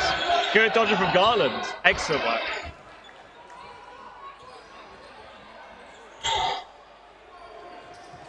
This battle on Bedford Eagles' right wing has been absolutely fascinating. Free throw and a catch there. Garland's done very well in terms of surviving this flurry of attacks from Josiah. But Leeds throwing away all 5 balls. They've been called play ball. Garland's gone. I think he was hit by 2. The ball that went up in the air was very catchable. Garland was hit by a second ball, which meant that even if he had secured it, it would have been ruled no catch. So the better option there was for him to leave it for his teammate, who slid under it and almost took the catch. That was very, very smart play. Really good thinking in the heat of the moment. Good tape from Ted Goshawk-Dumble. Yeah, maybe a little bit of naivety from Briggs. Goshawk-Dumble doing very well to secure that catch. Important catch, brings Leeds sliding ball back to set. Good 2-ball attack, takes that ball for the second time. This is a very important set, though. Yeah, if Leeds win this, then they know that Bedford Eagles are basically have used all their lifelines. 2-ball attack, 2 blocks from midder. So it'd be interesting how Bedford Eagles try and play this out, whether they elect to go invest multiple balls to try and make a hit. Brilliant catch and block. Yep. Catch and block calls. Catch and block. Fantastic catch and block by Frankie Bell.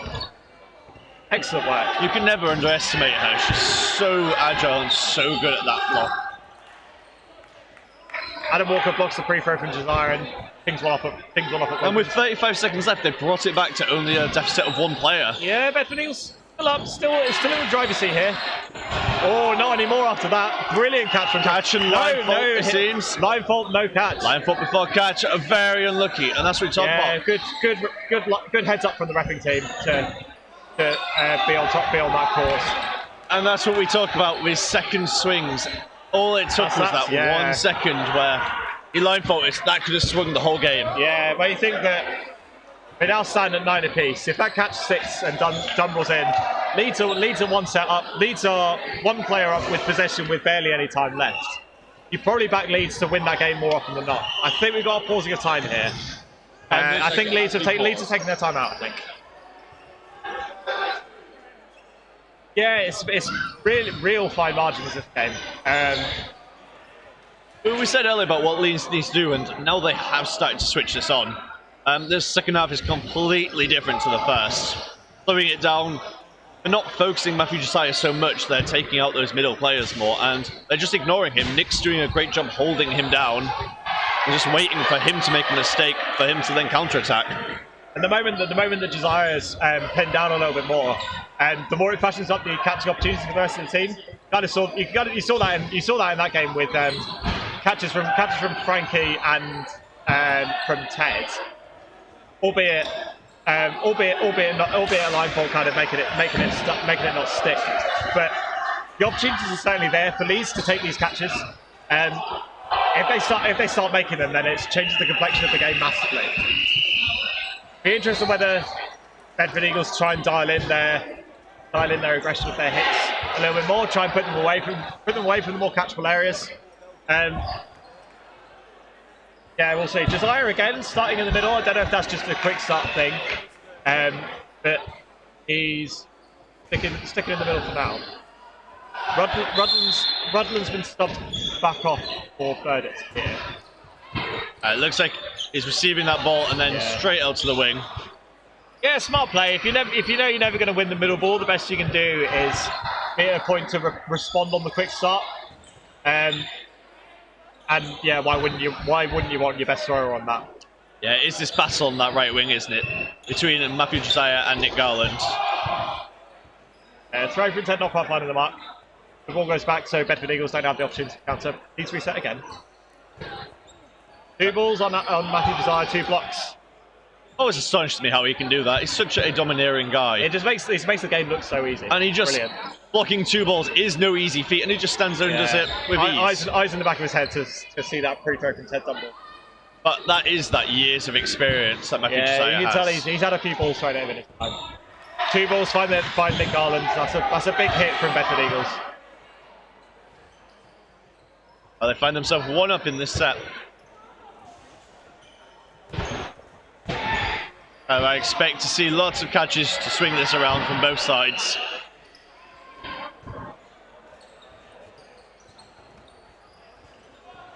Walton thought about that one, didn't really fancy it. You see all these players are getting smarter as the game progresses. They're cottoning on to each other's throws and knowing where the position. Look, another ball being left. Good discipline from Marcus Briggs. We saw him leave his hands out a little bit earlier on in the game. He done very well to rein it in there. This is definitely going to be tight. Yeah, exchange these no hits. Bedford Eagles still a player up. Tom Wilkins leaving now. This game itself is going down to the wire. Yeah, both teams kind of nullifying the game a little bit and making it a very much a single ball, single response. As I say that, a 2-ball attack takes out Adam Walker. It's a brilliant delay throw from Tom Wilkins. Adam Walker's busy, focused on the attention of Matthew Josiah, and Wilkins has a nice hit on his legs. It's interesting if Leeds can move away from the single ball game now. They are focusing on the wings still. Yeah. It's a difficult middle to be thrown at. A lot of their middle players have been throwing some very nice catches. Been making some very nice catches. The 2-ball attack not quite finding the mark on Nick Ball. Interesting that Ted Goshel Dumble throws away the 4th ball but gets it back. Whether they can convert the hit here. 2-ball hit, 3-ball hit takes out midder. John Rudland goes for a trip. It's all happening here. But with only 25 seconds left, all it requires is Bedford Eagles to slow this down.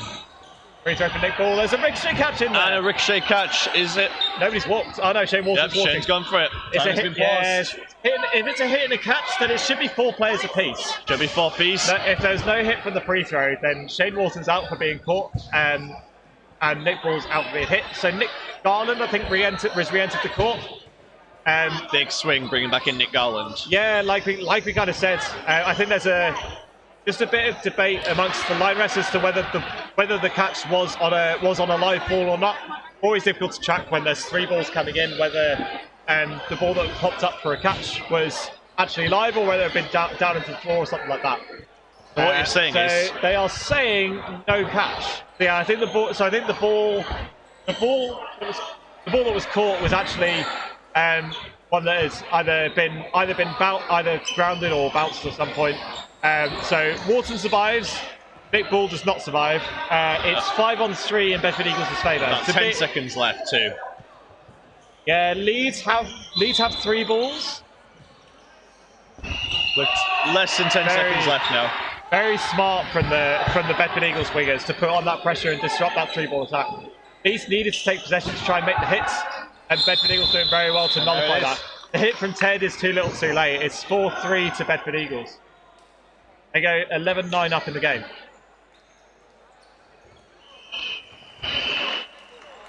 Around 2 minutes 9 left in this game.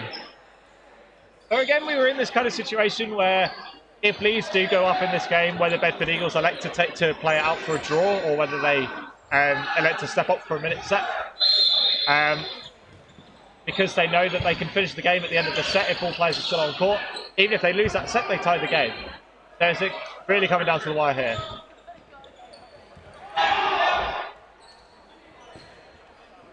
Yeah, single from Hamilton Milburn not quite finding the mark. The free throw from Desire also not finding the mark. Nick Garland tries punishing him and can't quite hit him either. Delmay's currently in the set. 1 minute 30 left. Both teams very, very cagey. A very safe throw there, throwing up ball. A tie suits Bedford Eagles down to the ground here, though. Leeds will need to blink first, unfortunately. And they do with Hamilton Milburn. They've blunk.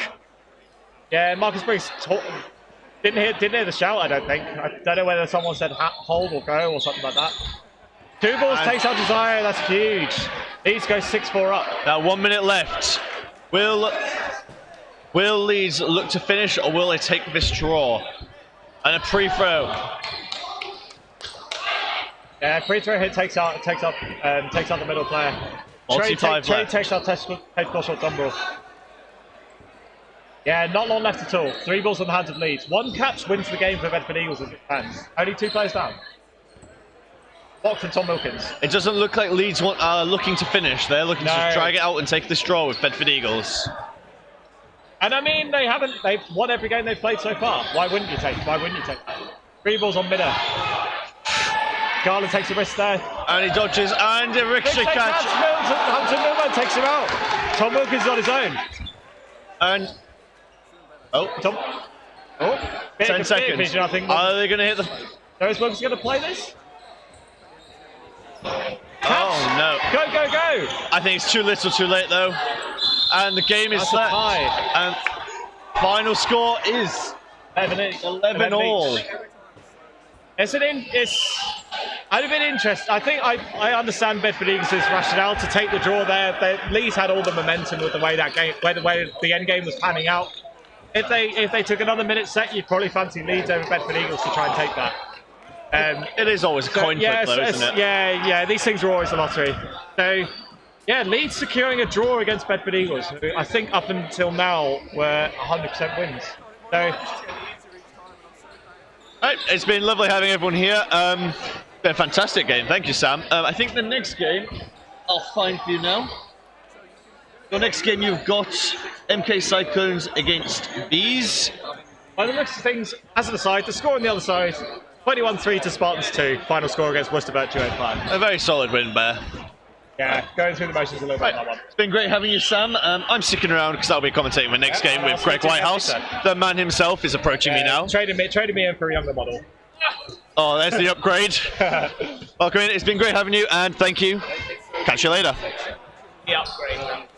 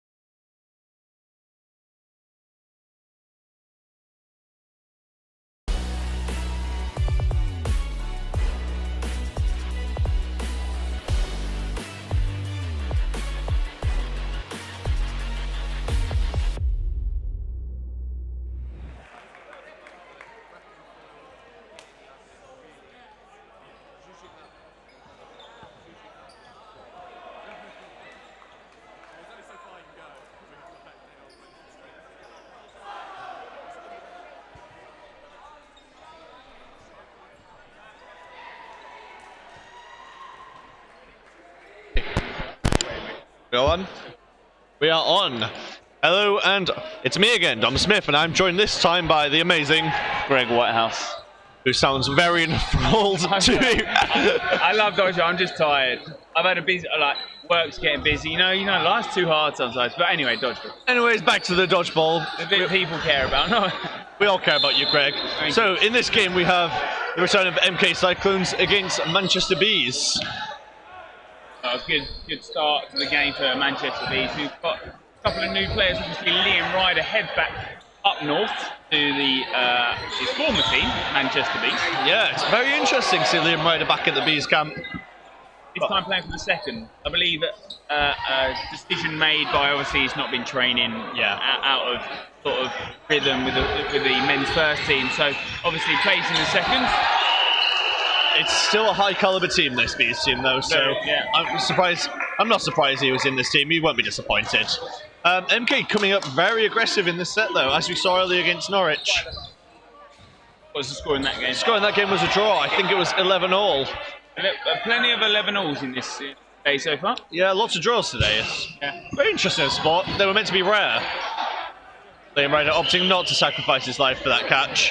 Yeah, takes out Faizan.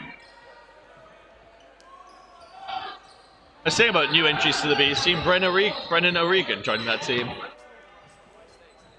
Been a staple of this team this season, but recent transfer across to it. Preferably, he'd rather have a foam ball in his hand, but very good foam player, yes. It is interesting because this MK team, whilst they have just come down from Super League, they're doing so well in this league. I think it almost be spoken as a bit of an underdog. However, they have come down from Super League. They are still a very strong team, but they have lost a lot of players, so it's great to see what they are doing. Davies takes up the catch. A player that has been in and around Milton Keynes Cyclones for a long time, obviously flicked back to Bedford Eagles for a while, but heading back to MK, and they do take the first set. Despite, probably on paper, you'd look at the Bees squad being a little bit stronger. Good, yes. But given that MK lost a lot of players start of this season, end of last season, to come out with the performances they're doing at the moment is remarkable. I think they are showing themselves to be a proper threat in that league. Oh, and a fantastic cross-court quick start by Liam Ryder there. Taking out Ballin off the start. Really nice quick start from Bees. It's something that you can tell that they've practiced. O'Regan flicks that ball back and it's straight into Liam Ryder's hands. O'Regan is a very quick player. Yeah. Place 2 is on for the Bees. Have to throw 2 of these. Oh, and he catches Phil Frood not looking there. Using that big arm that Liam Ryder has.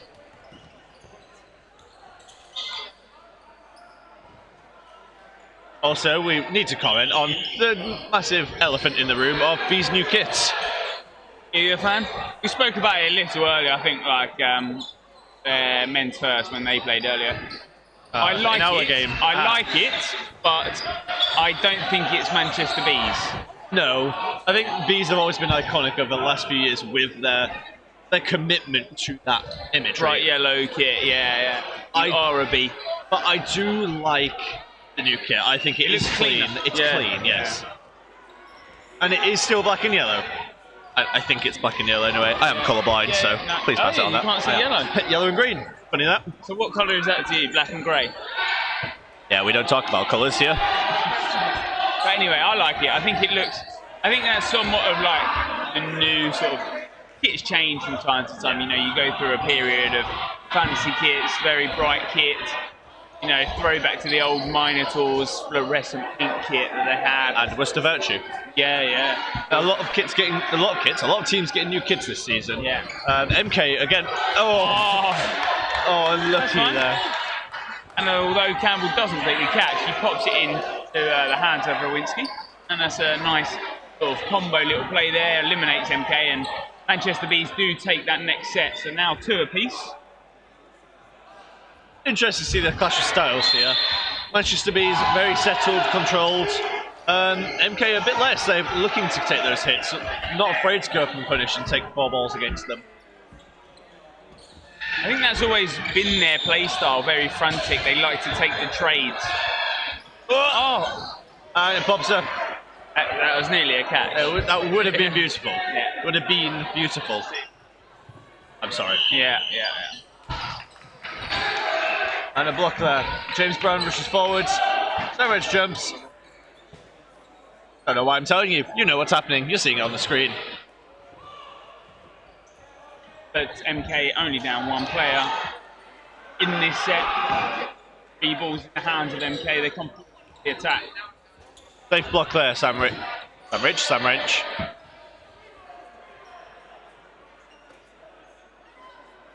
Very controlled set so far. Not as I was expecting compared to the last. And Stan taking a great shot there, hitting Faizan on the shoulder. But still, controlled. Liam Ryder says, oh no, Stan says no to control and takes a hit on the wing. I see so many names, it's hard to remember as a commentator.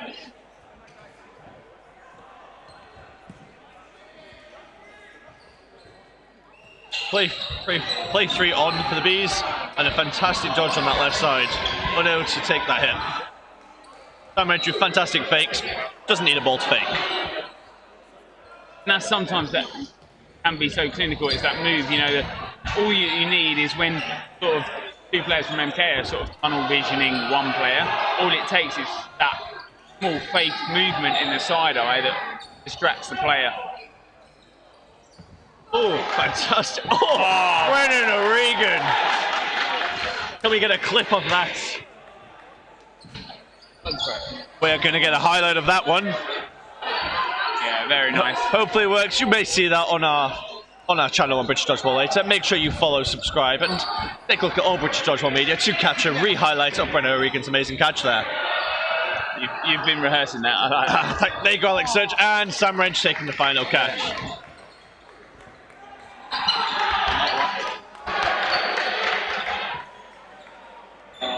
So towards the Manchester Bees. Currently 4-2 up in this game. Quite a comfortable victory, I think, in that set. Yeah, and it was very slow to start for both. You know, I think both teams were assessing the teams rather than sort of going all-out attack. What I do find interesting, MK Cyclones just drew with Norwich Nighthawks. Manchester Bees lost quite substantially to Norwich Nighthawks. But it seems there is no teams in this league who are stomping everyone at the moment. I think, and you know, when you look at basic tactics of dodgeball and what a team tactically holds, I always see it as a big game of sort of rock, paper, scissors. Yes. You know, one team is going to beat another, but you know they might lose to another team because their tactics don't quite work against that different scenario. Yeah, you see it across all leagues. It's just the battle of the styles, and again another cross-court catch by MK this time. Yeah. You find a lot of teams either go hyper-aggressive and they're looking for that 2-ball attacking, or you find teams are more comfortable with 3 balls who just single ball releases, playing it slow, and then admittedly you have Phantoms who very slow. Yeah.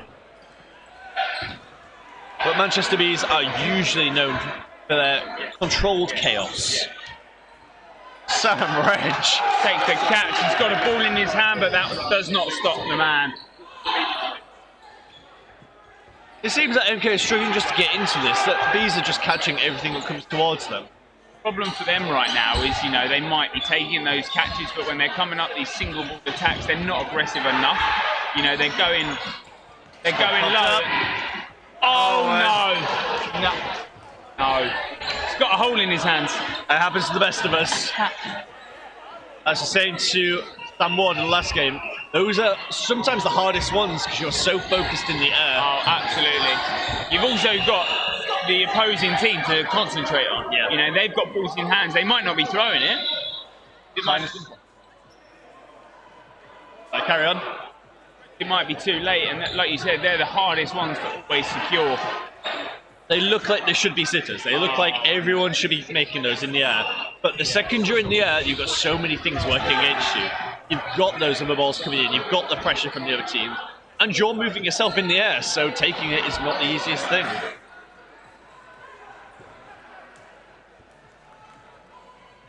Time seems to be paused right now, just for a little bit of a sweat mop, getting rid of wet punches on the floor. Health and safety important in this game. Yeah. Well, Sam Mason's gone on a little bit of a walk, looking to find some blue towel. Just pause here whilst we wait. I feel this is going to be a close game. What's your score prediction, Greg? I'm going to go 14-10 to Bees. Ooh. Yeah. I'm going to go 16-8 to Bees. Ooh. I think Bees will start to creep in momentum. Yeah. And that is something that gets spoke about so much in this sport, that the momentum that you're carrying forward from a winning set is so important. I think with the Bees camp, they just have so much depth in their serves. They've got 2 more serves they can bring on here. If things go awry, they can change things up. As MK only seem to have, it could only have the 6 on, it looks like. Oh, and that's a 2! Cuthbert is taking this back. One of those dodgeballs in the mix of your development that we've seen over the years. Oh, and I was just about to say he's known for these catches though at this point. He's such a young player but with so much raw talent. And taking out Sam Wrench as well. Cuthbert. A 1v5 turned in now to a 2v1. Sam Cuthbert get the last hit. I'm looking and he does.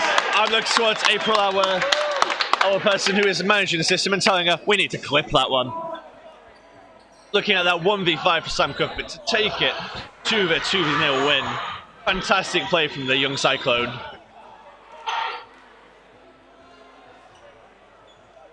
Gets a 1 thumbs up and a nod of the head from April here at how well that was done. Official British dodgeball rating systems. And we are off 4-all to, well, to both teams. It's 4-all. Bees get the starting ball. We are 3 balls on the B side, 2 on the MK side. And Colm getting hit there, but Liam Ryder taking Ballin off the trade. 5 apiece.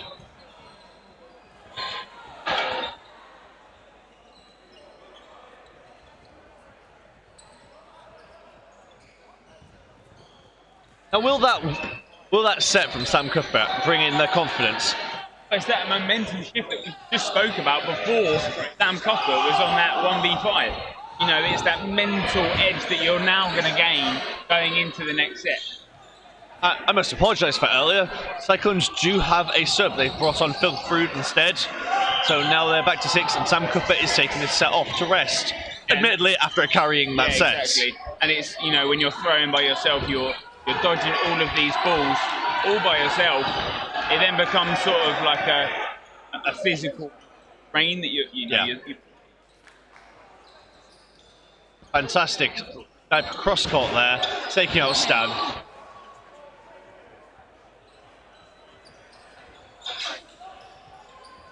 We see there from Sam Wrench, he's almost hiding behind Liam Ryder there. It's using that space. Once that wing player steps forward, it allows these middle players to capitalise on the new open space. Yeah, he's been doing it a lot today. He covers Liam Ryder in that sort of position because Liam Ryder likes to play that little more aggressive on a wing. But when he's playing high up into that, that's a great dodge. Fantastic dodge there. Yeah, Sam Wrench sits behind that, and it's that catching ability that we know he has. It's not only the catching, but he's got that open space to then dodge if things are coming towards Liam. It is always a bit of a risk though, because if Liam dodges, Sam is then in the firing line, has to keep his awareness upwards. Breno with fantastic low block there. Going to the last 45 seconds here. We are even on a stalemate, 4-all. And players are also 4-all. 3-ball attack now. 2 blocks. Yeah, and very good blocks from O'Regan there. Now gives them the 4-ball attack on the side of Bees. My favourite number of the day, 4 balls, is 4-all and 4 players. And now we've only got 25 seconds left. 20 seconds left now. It's expect play ball to come on. Play 2 is on. They will need to throw here. And 1-4 is taken. And is it going to be evens? And it's evens. 2-2 at the end of that set. Oh, 2-1. I think he's hit. Yeah. He's hit in the last second there, so he does head off. So it actually finishes in the favour of 2-1 for these. He's very fortunate to get that win there. MK came out storming towards the end of that. Just getting a bit of a sweat wipe. Sam Ranch on his knees there, giving the floor a good scrub. Paul Malone joining him. Bees work together in this hive. I think we have to ban BJ. What was that? You make a bad B joke again. I said we have to ban B jokes. Why would we ban B jokes? They make this game. Honey, calm down. Oh, I was going to make that joke. You really took the sting off my comments there. No. Right. We look like we've got 1 minute 15 left of this set. Let's see if Bees can buzz through this one. I'm sorry. Thank you. Cornwall unlucky, let's get hit by that. He's jumping, but he's just not jumping high enough. But Phil Frood getting hit, Stan getting hit, Aaron getting hit. And a dive and a throw and what is going on? Nobody knows. Wow. And MK come up 4-2. How they've just swung that around in the craziness of that 30 seconds just there. 30 seconds gone and 5 players has exit the court. Oh, what a fantastic free throw by Brendan O'Regan. Bringing the squad player count to 3-2 to them. Valiant take free throw now. Very good jump there from the middle. Shot from Faizan. Oh. And they equalise it. James, and it's a draw in this set, 1-1. Half time going into this, it is 7-5 towards Bees. That was a real flurry going into that final set there. We loved it. Very good dodgeball from both teams there, but Bees do take the edge in going into the second half now. 7-5 up. I feel like my score prediction might have been a bit harsh on MK coming into that set, especially. MSET proving me wrong. I think we didn't really expect the Sam Cuthbert 1v5. Yeah, Sam Cuthbert really putting the momentum on his back for this game. Very well played by the young Cyclone. Seeing what Bees can do to shut down this almost momentum Cyclones have. Yes, it was a draw, but Bees have been lucky to take that sometimes. And a bit unlucky, especially when that set where they were 1v5 against Sam Cuthbert. Do not close that out. No safe singles, and he just took it. Exactly. Sometimes, even when you're in that position, they're sometimes the hardest to close out because everything is against you. You're trying to play that defensive. You don't want to go too aggressive. And maybe Bees didn't go aggressive enough. They were putting these single balls. Sam Cuthbert was ticking them off one by one. Bees were going for every catch possible. It's also quite easy to underestimate. You're in a 1v5. You're expecting to beat that one person. The mathematical odds are not in your favour, but for Sam to play against that and take the set was huge on them, and he's bringing that momentum to the Cyclones camp. It's seeing now what happens at this halftime. Both coaches are seeming to be very vocal with their teams. It'll be interesting to see who comes out of this first set on top, because it's a vital set after the halftime. If MK can equalise this after the half-time, they'll stand probably a good stead in this second half. If Bees can win this first set after half-time, it puts them in a really good position going forwards.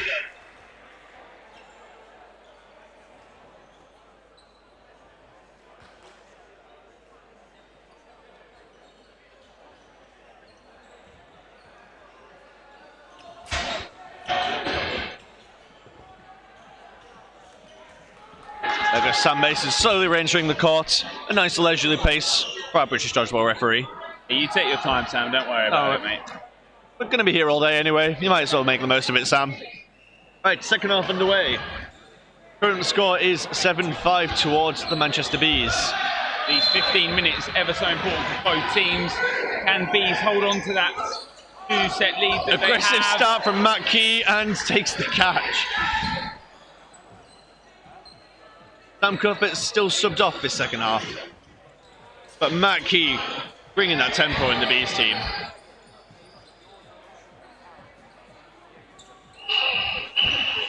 Oh, Taylor now taking the catch. It's a game of catches now. Yeah, Taylor bring backs on Davies. And we're even up the score again. It's 5-all.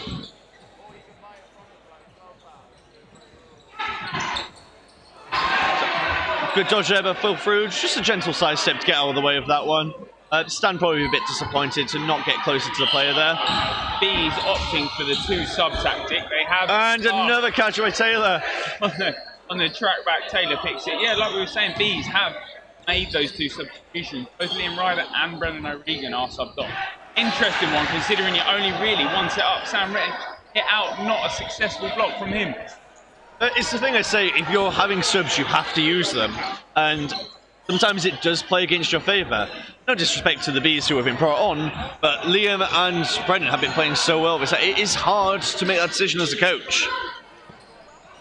And Taylor making the 3rd catch this set. Bees haven't cottoned on to the fact that they probably shouldn't be throwing at him. Especially not single balls at him. However, obviously, when he's got a ball in his hand, probably... Yeah, if he's got a ball and he's up court, just hit him. Yeah. Bees have cocked on, that might work. But Taylor's putting an absolute shift this set to take it. And then they take a really quick set there. Taking out Stan, taking out Campbell. Really quick, really clinical by Cyclones there. Momentum shifting back into their favour. Gone now is 7-all. 7-all. So I'm just looking at our worker, April O'Brien. 7-all there. Starting this set. It's okay, you can deal with the music. And Taylor, the big threat from the previous set, that rhymed. Getting him out nice and quickly. Make sure he can't have the same impact. A great block by Sam Wrench. What was interesting in the previous set, Matt Key got such an early catch that you'd think the momentum switched back to them. But then it just changed with Taylor making those consecutive catches.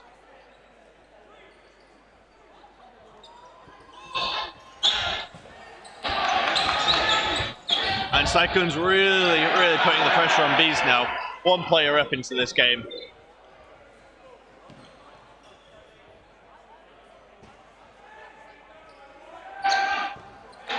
Oh, James Brown. Oh no, it wasn't. Oh, it wasn't James Brown. A fantastic free throw. Oh, and a double. Oh, 2 free throws, 2 hits. Oh, unfortunate for the Bees, but fantastic from the free thrower. Ben has been fantastic though. I said the wrong name again, haven't I? Yeah, big dodge from MK. Leaks over 2. 2 players up though. 3 balls in MK. 4 players to 2. 4 balls in hand.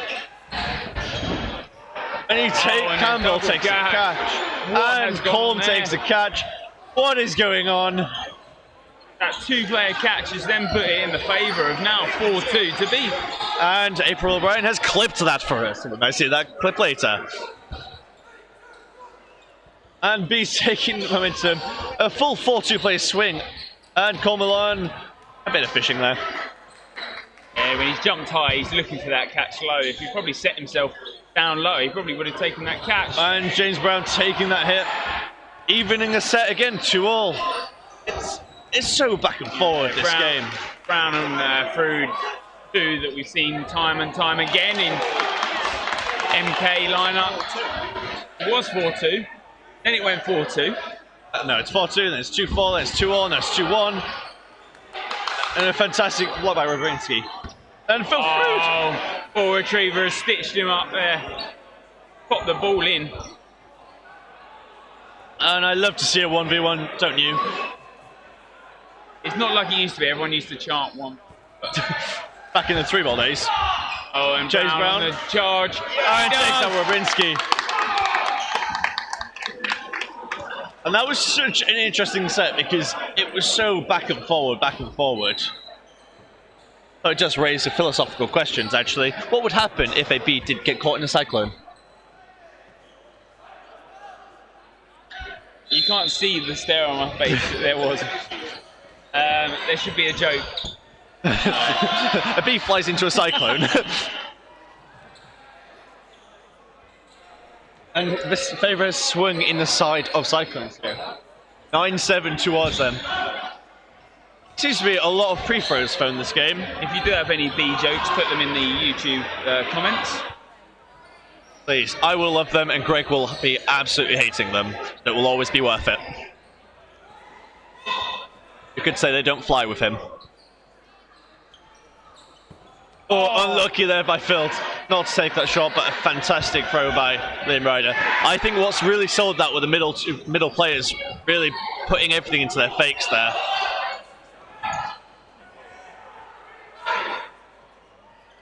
Three balls towards Cyclones.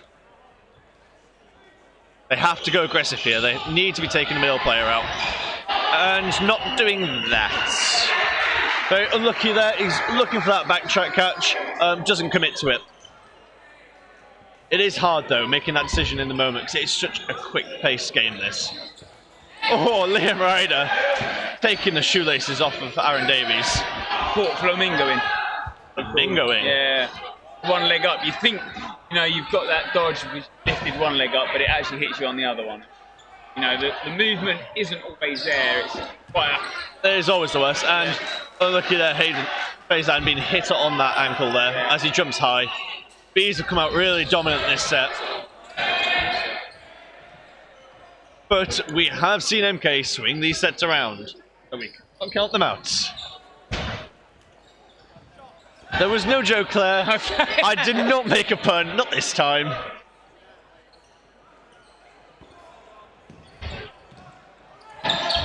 Not sure I can make many Cyclones joke. I was going to make something like "Don't wind me up" or "Wind me up," but it's. I was going to say, catching wind of these jokes. They really blow. Yeah, we're going to put a poll in the comments. Whoever wrote your jokes needs to stop. And if it's yourself. My writer for my jokes is April O'Brien, so direct all your hate towards her. And back to the game, and MK are taking this back. As I said, it is now 4-2 towards the Bees as the two MK players bring it back, and they're catching out though. Catching out. Very great catch by Cole Malone there.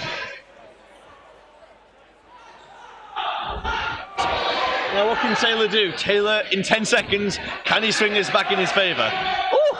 Love that blind cross court. Liam Ryder with a fake of the century. And time is called, and this game is going to the wire. We are back to 9-all.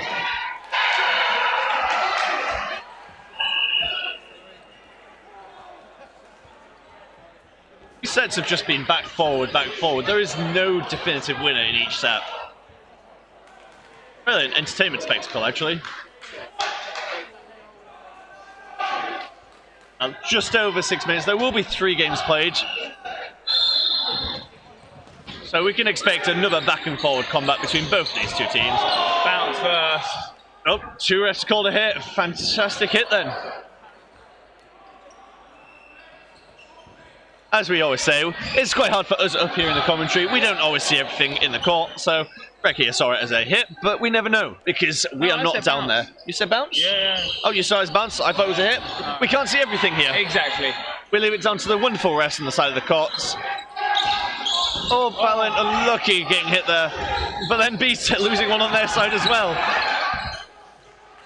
This game becoming ever more frantic.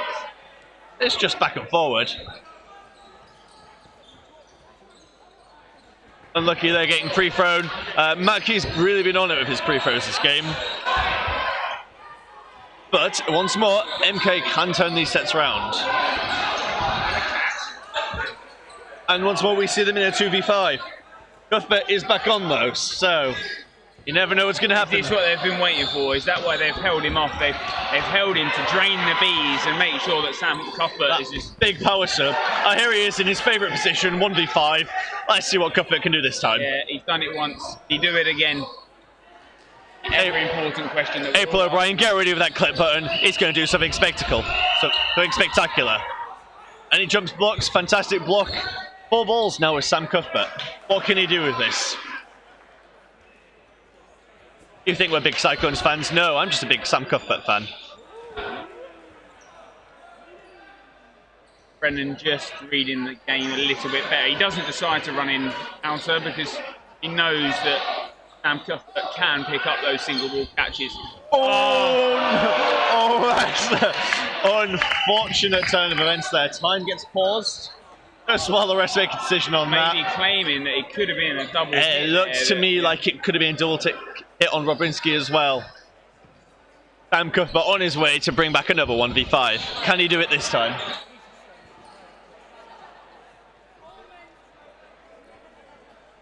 Looks to me like he's been called as a double hit there.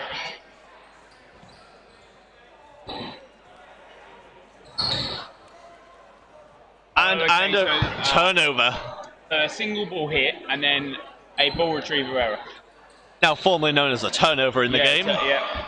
So Cuthbert opting to have all 5 balls here. An interesting choice. He backs himself as a thrower. Dots them in and around the court. Some people like to take 2 balls off of that. Some people like to take 5. Cuthbert's opted for 5. He's just spreading his balls around, isn't he? Maybe he's painting a message. I will win this. He's aligning each ball in front of each B and saying, this is your ball, I'm going to hit you with. This is the first one, though. Can Sam Cuthbert bring back this 1v5 again? We've got 45 seconds left in this set, approximately. Opting for the underarm. Mackie apologising, going up court, very aggressive there.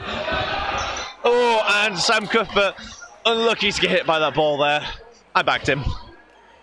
But Cole Malone with a fantastic running counter there. And backs his own arm. He does back his own arm. So B's now taking this set. The Cyclones took the set before, B's take this set. We're seeing a bit of a pattern emerge here. 3 minutes 47 remaining. As the time seems to be paused just to wipe another sweat patch on court. 3 minutes 46, we've been told. I wouldn't be surprised to see this next set go towards Cyclones, seeing that the momentum's just being passed back and forward. It'll be interesting to see what happens here.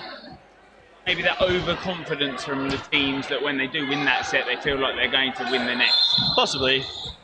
Or it could be even the drive from the team who lost it going, wait, we need to win this next one better. Yeah. 3 balls towards the Manchester Bees. Throw from Stan, not finding his target. And there you go, Sam Wrench again, dropping straight behind Matt Key to avoid that throw.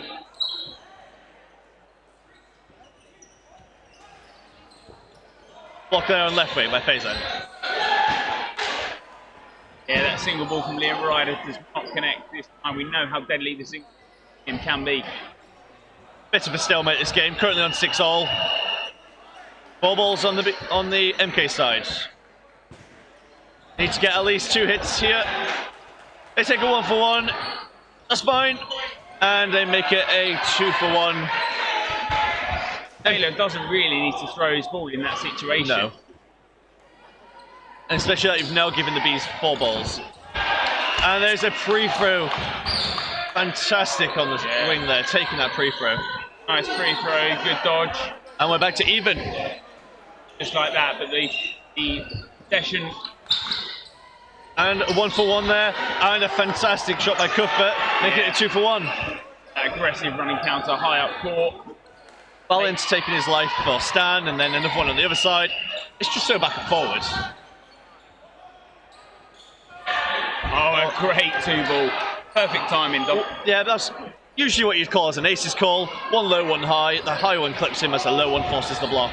Just a fantastic throw there. James Brown, a bit of showboating in the middle there. These 2 players, both ex-university players of last season, Sheffield and Plymouth.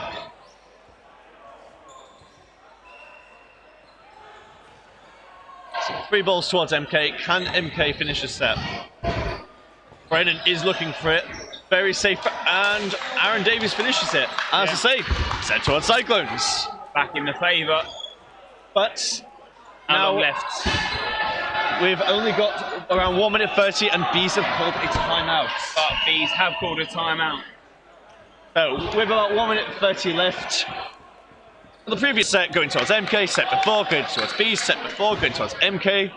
You know, by odds it should go towards Bees this set, but it is a 1 minute 30 set, anything can happen. MK find themselves usually towards the end of the sets winning them, whereas Bees come off quite hot in the sets. So be interesting to see if MK can come out more aggressive into this 1 minute 30 set. Well, exactly. It's not a 3 minute, so obviously, like you were saying, Bees have gone very aggressive in the start of the set. So, paper really, you'd look at Bees winning this set. Now, MK need to switch up, and they need to make sure that they're playing their aggressive in their 1 minute 30 instead of the 3. I think what we'll see is one team will go down here towards the end of the set, and they will step off. The reason because of this, if there's any time left on the clock, whether that be 1 second or 5 seconds or more, if there's any time left, the final 1 minute set will be played. So rather than concede the game and accept that the other team's going to win it, they'll step off and aim to try and take that draw. Sometimes it goes in your favour and you get the draw, sometimes it turns out a 2-set loss. But it's the cost you make for trying to draw up a game. We'll see if either team do that. I reckon looking at both coaches for both teams, they know what they're doing. You've got Adam Badley and you've got Ross Gregg, recently transferred to Cyclones, both very experienced. I just said the wrong team again. I just had a real dirty look to me from Greg as he's recently transferred to his team, the Rangers, from Cyclones. Yeah. All right, I got my preposition wrong. Okay. But it was a club he created, so obviously still a lot of love there. And we're up into this final 1 minute 30 set. A line fault called on James Brown there, and a line fault on the MVP Sam Cuthbert. MK now need to really force this set, and they get the hit on Stan. 11-0 in what has been a fantastic game. And Aaron Davies getting hit by Liam Ryder there. Poor from Aaron Davies. He'd normally like to even go for those catches. Doesn't even decide to head out the way. He just stands there almost lost in terms of in two minds. What did he do? Oh, and they returned retaliation straight onto Brennan. So back and forward this game. This is going to go to the wire. If there's any time left, I imagine it will be a step off. But given how back and forward it is going to be decided at that point. 3 balls now towards Manchester Bees.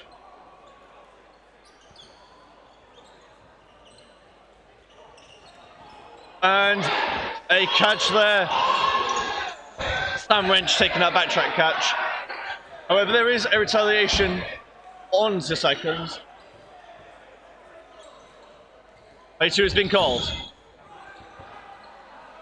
I guess we're going to see a step off here, and as predicted, a step off on the MK side. Yeah, so Bees end up taking that set, so they do then go up 13-11, but now that 1 minute 30 set wouldn't have been the final one. This is now the final minute set. So this final set, it could either equalise the game for MK, taking a draw against Bees, or Bees could go 2 games up and end the game on 15-11. Given how aggressive Bees have been in these short sets, will MK be able to match it?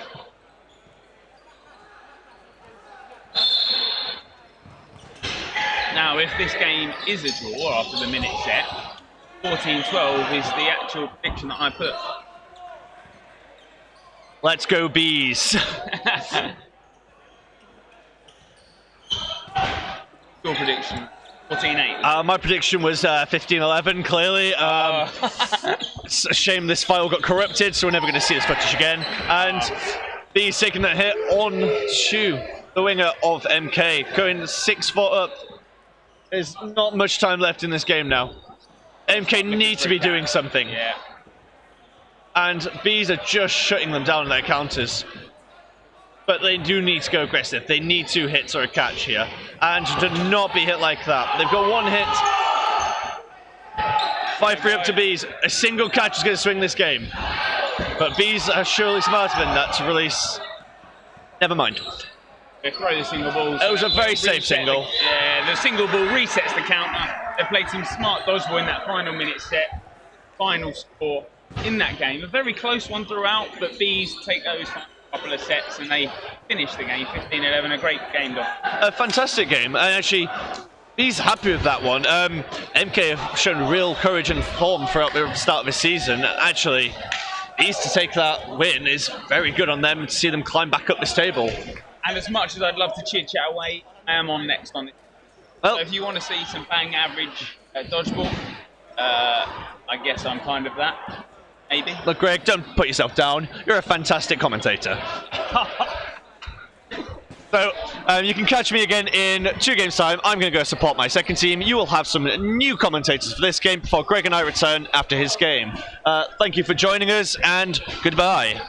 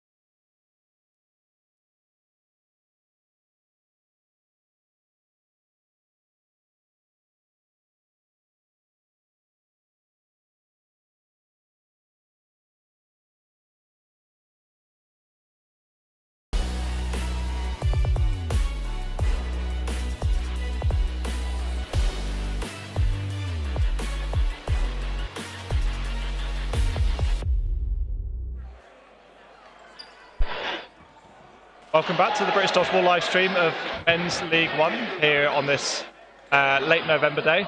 I'm Sam Ward and I'm joined by Jamie Craddock. So we've got Leeds Owls, who we saw on the live stream earlier, take Bedford Eagles to a draw.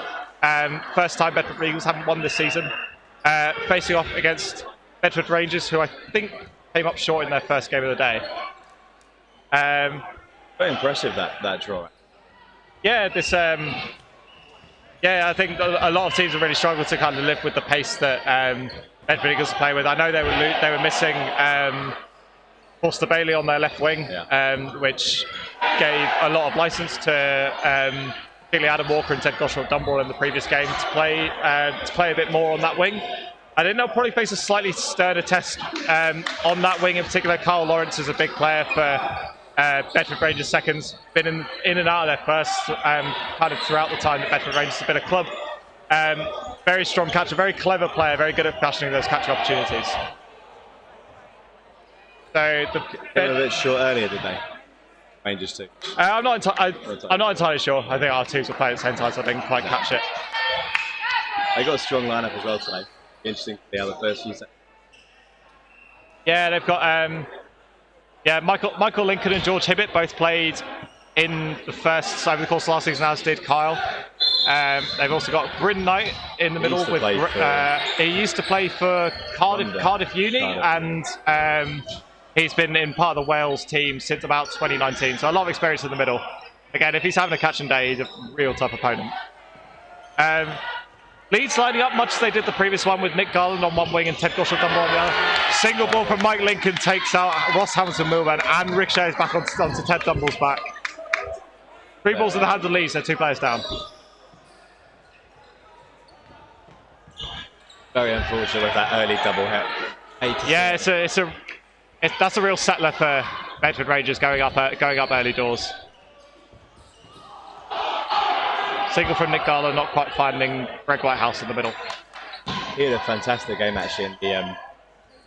Yeah, we were saying it's a very interesting duel that he had with Matthew Josiah on the opposing wing. George Hibbett throws through his block though. Instant commentator curse. Yeah. And more compliments. Leeds now with 4 balls. Still yet to make a hit in this game. Bigger ball from Adam Walker, blocked from Michael Lincoln. Actually a little bit of miscommunication there from Leeds. Could have afforded to throw a couple of games in. Brilliant shot from Mike Lincoln, takes out Adam Walker. Frankie Bell can't quite connect with Bryn Knight. Post night just so satisfying when they come up. Yeah. And the ball just like skids off and like rolls on the floor. Excellent stuff. Free throw from Dratton in the middle takes out George Hibbett. Frankie Bell dodges the 2-ball attack. 4 balls in the hands now of Leeds.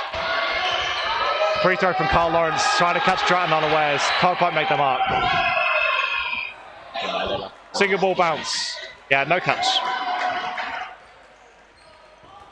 Oh, that one did not bounce. A little lazy from Carl Lawrence there. Good hit from Dratton. 1 catch game here. There are only 2 players down.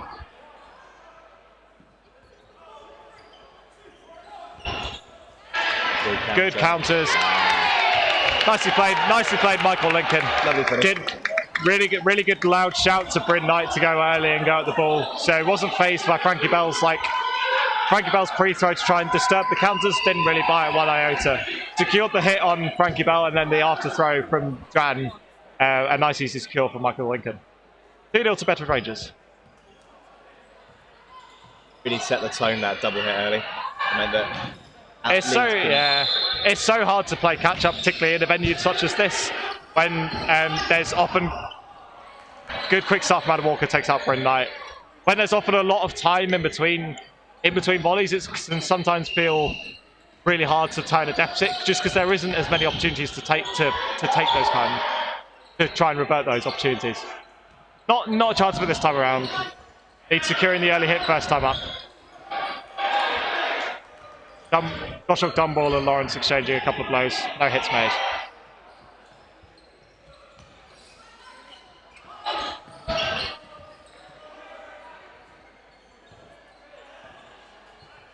Bag. Ooh, love that. catch made from Adam Walker, takes out George Hibbett, and the post throw takes out Greg Whitehouse in the middle. No prisoners that close. Yeah, you could tell the line rep was looking dead on the line. Adam Walker must have been millimetres away from it. Just about survives. Single from Goshawk Dunbrell, tests out Mike Lincoln's block. He's equal to the task. And likewise. Both teams seeming to prefer to play with 2 balls rather than 3. You see a lot of single ball attacks going at ball holders on the basis of their trying to nullify the counting opportunities. Play ball now on Leeds. Post. Yeah, that's a good initial hit from Ross Hamilton Milburn there. While Michael Lincoln did secure the catch from Ted Goshawk Dunbrell, he was already hit by the initial hit from Milburn. That potential invalid. I'm not sure if it's invalid intent or called a hit on the free throw. A good shot on Frankie Bell. Oh, Adam Walker finds the toes of Carl Lawrence. Not happy with himself. He hasn't quite found his mojo just yet.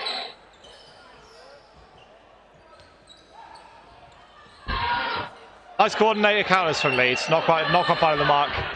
The Bedford Rangers player elected to throw from a lot farther away because he's very respectful of the counters coming back in from Leeds. Yeah, a bit safe there, throwing the ball, looking for that hit, maybe looking for a 2-ball counter. Yeah, smart from Walker. I think he'd sooner draw out the game by throwing a safe one away.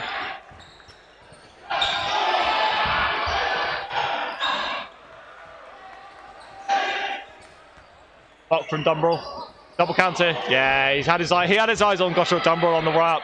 Adam Walker catches him unawares and he can't quite secure the catch. Leeds draw level, 2 apiece.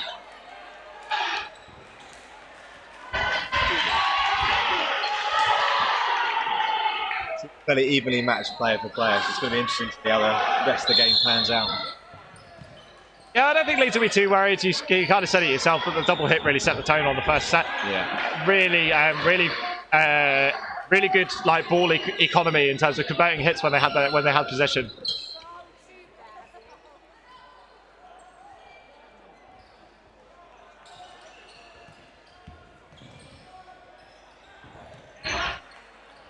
Nice protection from Greg Whitehouse there.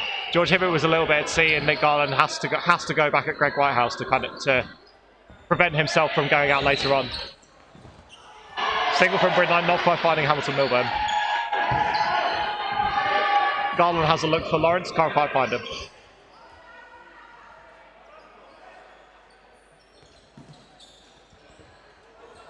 A lot of firepower being focused on Goshawk Dunbrell here.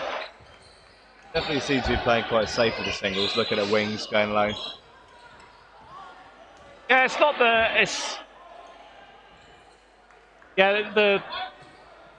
Leeds were having a fairly okay catching day against Bedford Rangers earlier. Yeah. Block from Michael Lincoln takes out his inside winger. That's an unfortunate one. Single ball from Garland again. Looking for Hibbett, can't quite find him. He's definitely looking a bit more aggressively. Good post throw from Garland, takes out Knight. Goshawk Dunbrell initiates that exchange by going back at Michael Lincoln. Bryn Knight tries to punish him and can't quite make the mark. Then he's a sitting duck for Garland.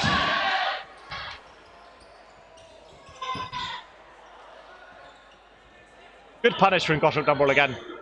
Garland leaves himself vulnerable to Lawrence. Lawrence invests that 4th ball to make the hit on Garland, and then Goshawk Dunbrell punishes him.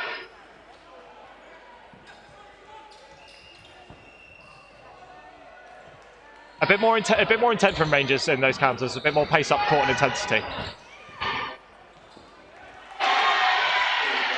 3 balls in the hands of Rangers. It's a 1-catch game. They're 2 players down. Oh, that would have been a real sickener for Whitehouse if Nick Bull had stuck that one. I'm not sure. I think he'd fully committed to the dodge and it nearly just stuck there. Good awareness from Bull to nearly secure it for a second time. Free throw from Hibbett. Can't quite find the mark on Adam Walker. Nice idea of the post, but again, not quite finding the mark.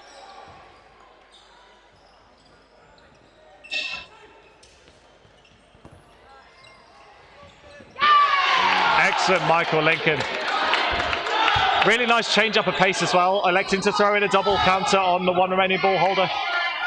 Adam Walker tries catching George Hibbert's napping, and then he's up as a sitting duck from Greg Wirehouse. Bedford Rangers pull one out of the bag. It's 4-2. Hamilton Milburn does not look impressed with his team there.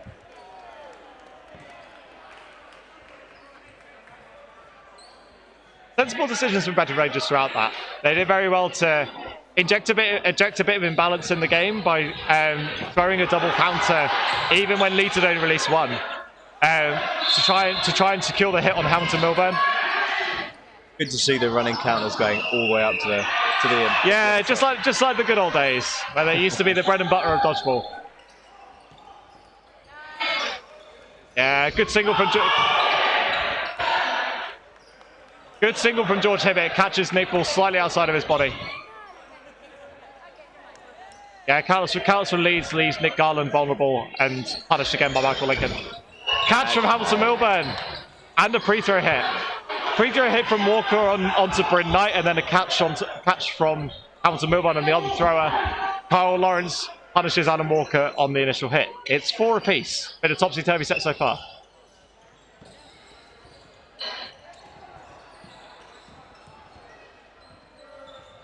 Good honesty, Frankie Bell. I thought that was a block, loud and clear. Yeah, good shot from Kyle Lawrence, just finding her toes.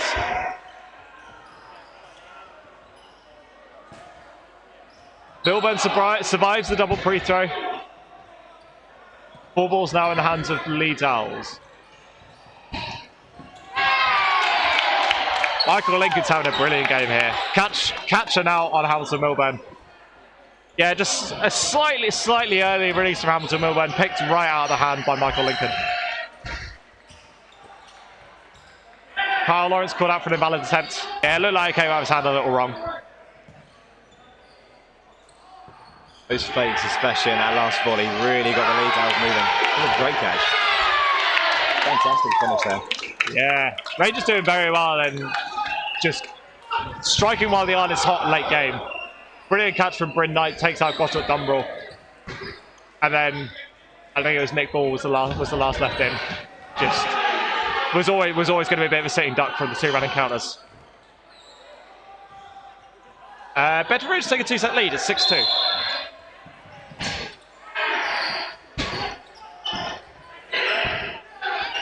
That's a bit of a furore in the middle. 1-for-1 at the front of the court. Yeah, Greg Whitehouse looking for a quick start. Adam Walker puts a stop to that by pre-throwing him. Leaves him very open to the post-throw from Michael Lincoln. Both players exit the court.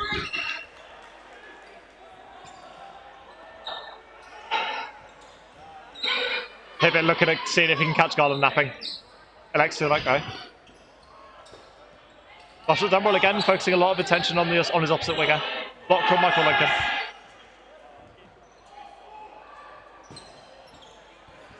Single ball catch from Nick Ball. Yeah, Garland going up for the running counter leaves himself vulnerable to George Hibbert. George Hibbert takes the opportunity, snaps him off on the toes. Only 1 player down now for Bedford Rangers. 4 balls in hand for Leeds. A bit loose there with that one. Yeah, it was an effective free throw again from Lincoln. Does very well to stop Nick Ball from throwing. Means that Adam Walker was expecting to throw with Nick Ball to secure the hit on Kyle Lawrence. Ends up just being a single straight down to Kyle Lawrence's throat. Multi-ball attack on Hamilton Milburn, sees him exit the court. Goshawk Dumbrell tries to catch Kyle Lawrence napping, no chance. Bedford Rangers now up in the set 5-3.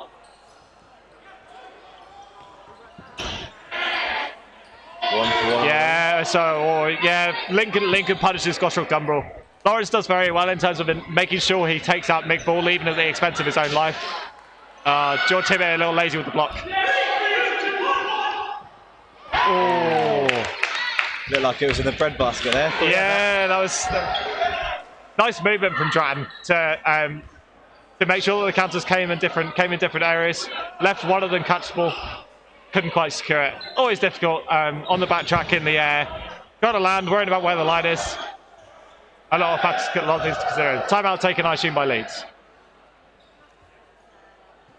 Yeah, Bedford Rangers really hot out of the blocks this game. They're taking a lot of catches. Seems like really using momentum to control the rest of the game.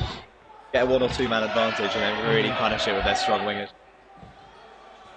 Yeah, it's been an interesting one. There's been a couple of sets where it's been kind of nip and tuck, one player apiece, and then one sort of flurry, one clutch catch from Rangers has really been Leeds' downfall. We've seen that in a couple of sets where it's gone from 0 to 100 really, really quickly.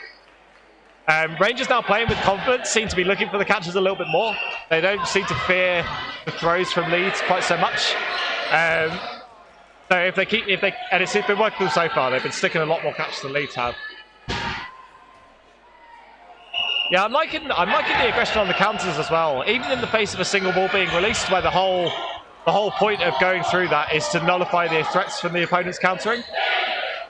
Rangers happy to go with a double running counter and try and secure a hit even in the face of that.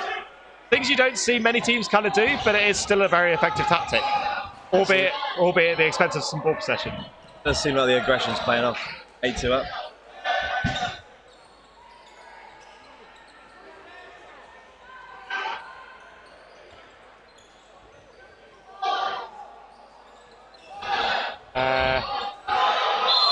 There's been a sub. I think Frankie Bell's now on retrieving duty for Leeds. I think Adam Walker's come back on and Nick Bull's moved more central. Things have changed.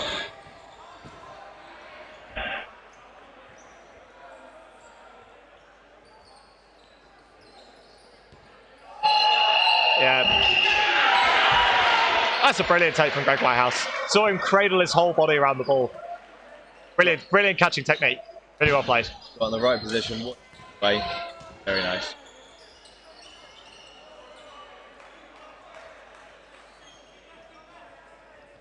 Yeah, Leeds, like we kind of said, like now they're Rangers play with a bit of confidence and forcing Leeds to kind of go for, if they're going for empty targets, then they seem to be throwing a fair few catches. Whether they'll let to throw in a couple more, whether they'll let to throw a few more counters so they don't have 3 balls quite so much. Rangers can see, or maybe throw a few more 2-ball attacks or throw at ball holders a little bit more. Nice catch from Nick Garland, takes out George Hibbett from the post throw. Both teams exchanging catches early doors. Brilliant hit, Michael Lincoln. Sneaks under the block with Nick Bull, right onto the toes. And he gets the ball back as second prize.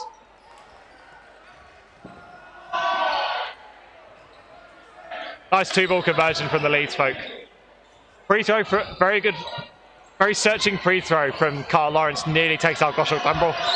Garland and Walker do very well to make sure that Lawrence is punished as soon as he's led to target. Release from Leeds, not quite finding the mark. 2-ball attack takes out Ross Hamilton Milburn. Goshawk Dunbrell can't quite punish Mike Lincoln in response. That is 4 apiece. Yeah, important for Bedford Rangers to not lose that set. 9-3 sounds a lot more palatable than 10-2 at half time. Leeds will probably go into this knowing that the first set of the second half is very big. If they win that, then they have momentum and they're only a couple of sets down. Rangers might be out of sight with another set win. Interesting to see the Rangers playing so aggressively. They're liking a lot of 2-ball attacks. As you say, all these running counters. They're playing aggressive, really high tempo. So it'd be interesting to see what Leeds do to sort of counter that. It's been 2 quite different prospects from Leeds in terms of their opposition today. Bedford Eagles seem to be a lot more disciplined with their ball possession. As a result, they're a bit more predictable in terms of how many balls are going to release and when. Rangers seem to be more than happy to mix up what they're doing in terms of, you know, throwing those more aggressive double counters, going a bit more for the catches on the singles and the post throws. Very much paying dividends in Rangers' favour at the moment.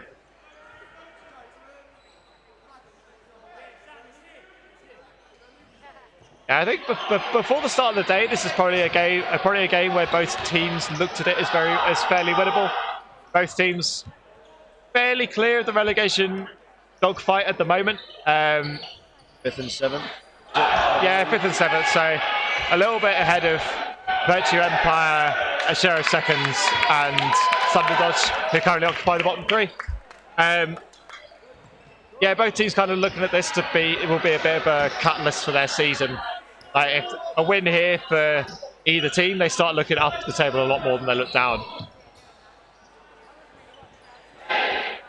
No changes yet on the Rangers side at all, I think. I think they've had the same 6 on all half. Leeds have been chopping and changing a little bit, but Rangers yet to make a sub, I think, so far. Seems like they might be hoping for a couple more quick wins in the sets, and then they can start rotating and get everyone playing. I think that's fair enough in that it's a real coach's dilemma in terms of whether you make changes when you're winning. Like you want your fresh team on, you want to be able to keep delivering at the highest level you can. But equally, why mess with the women's formula? There we go, second half kicked off. Leeds win the middle. No quick start available.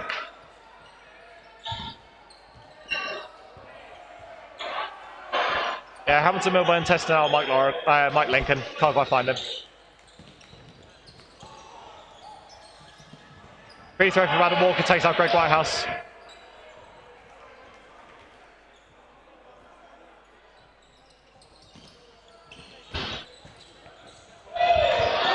Clever play from Carl Lawrence.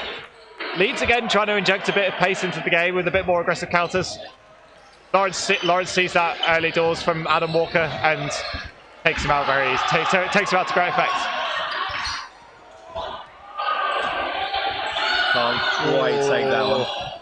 He's caught a few this game. Couldn't quite secure that one. Yeah, good targeting from Leeds as well. Lincoln is the empty target with.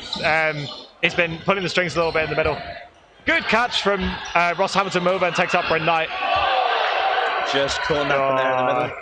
Yeah, looking around for the ball retrieves for a ball. Carl Lawrence seizes his opportunity and snipes his toes from back of court. Great shot, by the way. He's done that a few times. Yeah. Yeah, good aggression again from Rangers. Looking at the countering and then electing it's not quite there.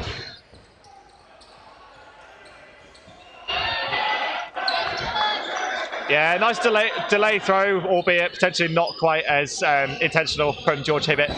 Takes out Nick Garland in the middle. Just commits a little bit early there with the big lateral dodge, leaving himself a bit open. Yeah, Lawrence pre-throwing out Walker to great effect for the second time this set. Yeah, Rangers turning the set around very nicely. 2-ball attack takes out Frankie Bell. And George Hibbett kicks to catch from Nick Bull. Fantastic plays from the like we said, going from 0 to 100 very, very quickly. Yeah. They were only one player up before that volley, and then a 2-baller hit and then a catch. Yeah, really impressive stuff from the Rangers guys from finishing these sets. It's 11-3 on the scoreboard, and Leeds really need to start clicking in the gears to get back into this one.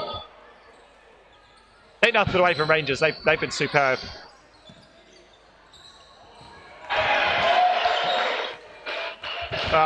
You'd hate to see that. Single ball onto Nick Garland's block, finds its way onto Nick Bull's legs. Yeah, Bryn Knight electing to not go for that catch from Hamilton Milburn. Just get himself out of the way, sensible stuff. 2-ball attack, can't quite find Nick Garland. Rangers very much not stepping off the gas, even though they've secured a pretty strong advantage. Yeah, they could be forgiven for playing a bit more passively, like throwing plenty of single ball hits, or throwing for single balls at particularly ball holders. Often a very good way to kind of while down the clock. You'd be forgiven for Bedford Rangers electing to go down that route, but no, they've been winning the aggressive gameplay they've been playing so far. So why change it? That said, they conceded 4 balls of possession in favour of Leeds. Can't quite make their mark on the 3-ball release. 4 balls in the hands of Rangers now.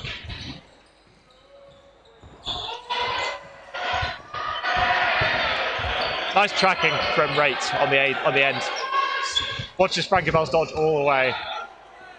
Nearly in the right position for the catch, can't quite make a stick. 4 balls again in the hands of Rangers. 2 balls take out Nick Garland this time.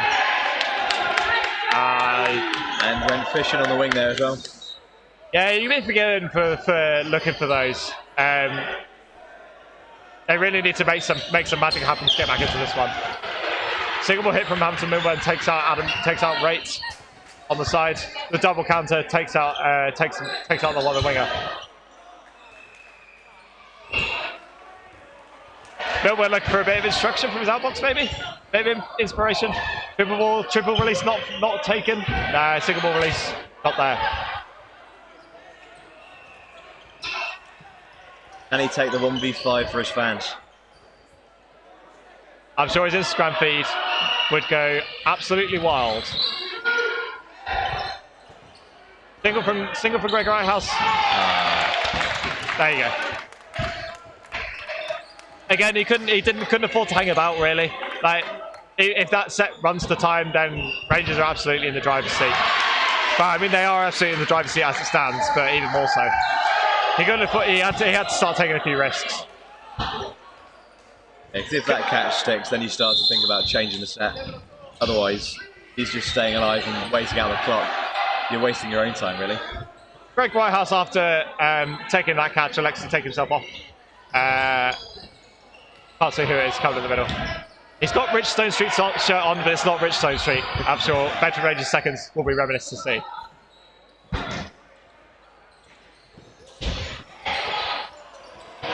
Yeah, I think they'll. I imagine that they'll have a few personnel rotations now. It's late game. The game's pretty much sealed at this point. It's just a case of how many. I think Leeds will do very well to fall back 5 sets in 9 minutes. 3 balls attack not finding the mark. Good dodging in the middle. Not quite making these multi-ball attacks stick, Leeds. Yeah, they've had to change up their gameplay a little bit, but in a kind of similar vein, they've not done well. Bedford Rangers have been equal to what they've been able to throw at them, whether it's 1 ball, 2 or 3. What Rangers did really well actually with the when they were throwing 3 balls is having that third trucking, and they always seem to get that. Now, unfortunate turn of events. Bishop backs off a little bit too far and finds himself out of the back of court. 4 apiece now. Time was stopped for a little bit there. But 4 apiece, 3 balls in the hands of Leeds.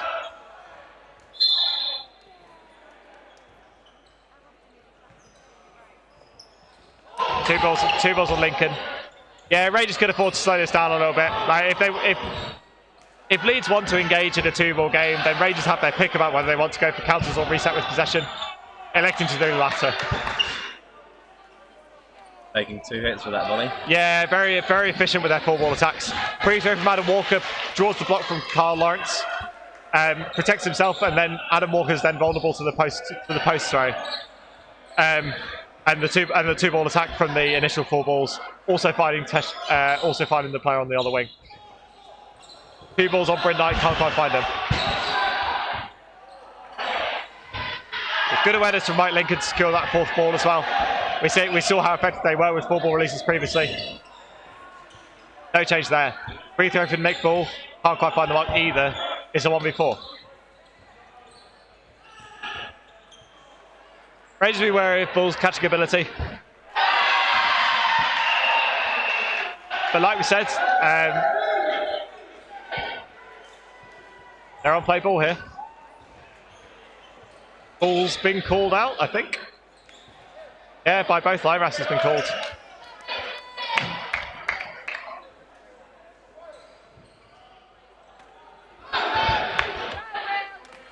Yeah, Leeds looking a bit bereft of ideas now. I'm surprised he wasn't looking for a catching out there. He's here all day, ladies and gents.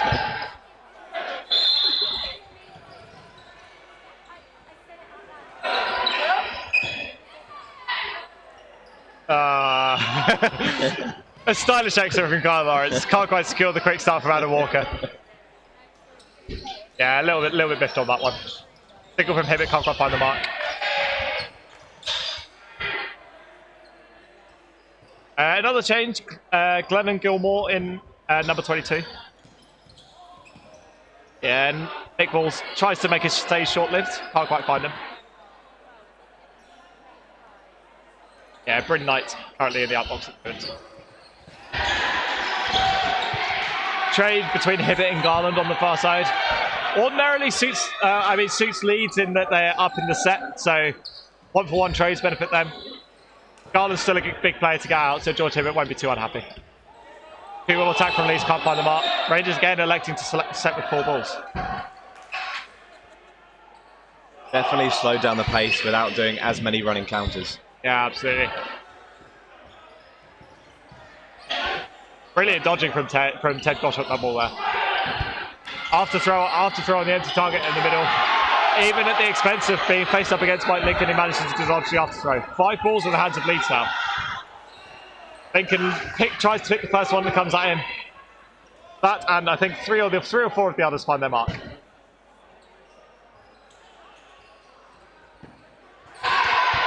Oh, big important pressure from Ted Goshawk Dumble there. It's dangerous. Yeah, that was available for it. That was available for it to be caught, but he had half an eye on Goshawk Dumble's pressure up court before he could. Yeah. While Ted didn't throw anything, very important for him to be up there because otherwise it's a 4-on-3 rather than 4-on-2.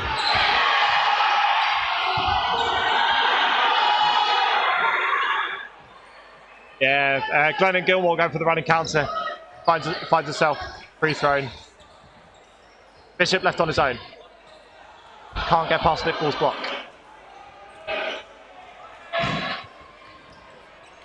Single ball finds the mark of Goshawk Dumble, 1v4.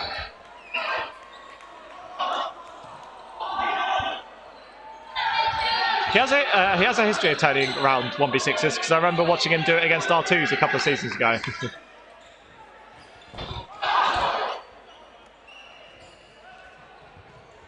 No, nothing. No, nothing anywhere. Free throw doesn't find his mark, 3-ball attack doesn't find the mark. Dangerous with these blocks again. They're going up into catchable areas on the opposing side. Still time to turn this set around.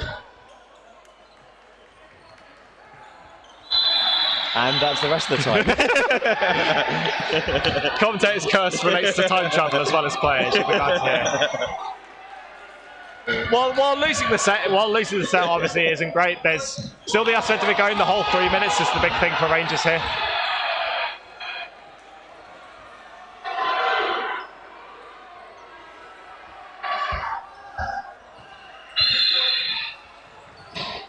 (15-5) and a shade over 3 minutes remaining by Alcock. Yeah, two sets left in the game in all likelihood. Yeah, Leeds trying to claw back the deficit a little bit more. Interesting to see if Rangers are going to really pedal to the metal and try and get as many sets as possible, or just eat out the rest of it. Seems like set difference might not be too much of a priority for, as it's a bit of a mid-table clash. I mean, Great. Nice from Nick Ball. Yeah, nice two-ball attack takes out Glenn and Gilmore. The post throw from George Hibbett not quite finding the mark of Nick Ball's chest. He does well to secure the catch. Block from Garland. Clever release there from Bishop.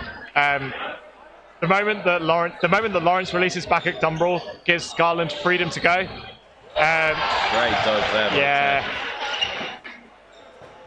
Brilliant shot from Ball. I think he's currently got all 3 of those players out. I think his hit from the multiple attack, catch on Hibbett from the free throw, and now the hit on Bishop.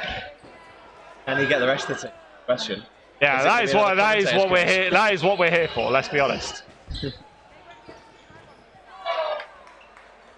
2-ball attack from Goshawk Dumbrell and Hamilton Milburn. Take out Carl Lawrence. There are too many double-barreled names in this set of teams. Unfortunately, Nick can't get the rest of the team out, but he might be able to finish off Lincoln.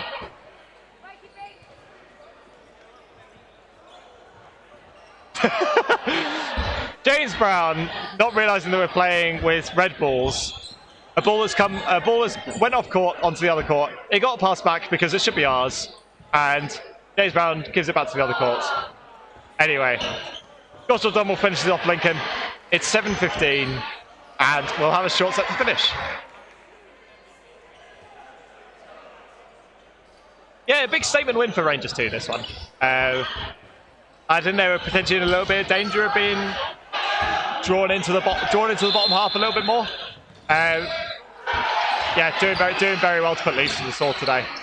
Especially with how well Leeds played against Eagles earlier. Yeah, and I wonder if that's a bit of a contributing factor as to whether Leeds were either had a lot of like mental fatigue maybe from the Eagles game, or maybe a bit of complacency for taking Rangers all the way and then expecting that as the table lied that this was going to be a slightly easier affair. Not a chance of it. Rangers' aggressive style, Leeds had no answer to.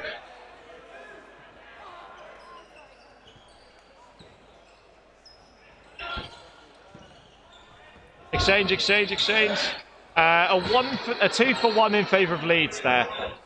Hamilton Milburn takes out Whitehouse, and then Garland punishes for the remaining player. Good dodge from Bryn Knight. Glennon Gilmore finds himself in the outbox. Leeds finishing the game well. I mean, the game's gone, but set difference is still, not a bad problem. Yeah, hit on net ball I think is immaterial. Leeds win the final set to make the final score. Bedford Rangers seconds 15, Leeds Owls 9. Great games to watch. Yeah, an enjoyable one. Rangers 2 playing a really entertaining and aggressive style of dodgeball. Especially in the first half, they really went for it. Yeah, a lot of really good technical ability on show, and a lot of just generally good team cohesion. A lot of variety as well. You didn't end up being just like single ball attack reset, which is sometimes what you can see in all levels of dodgeball, like Super Leagues and League 4s included.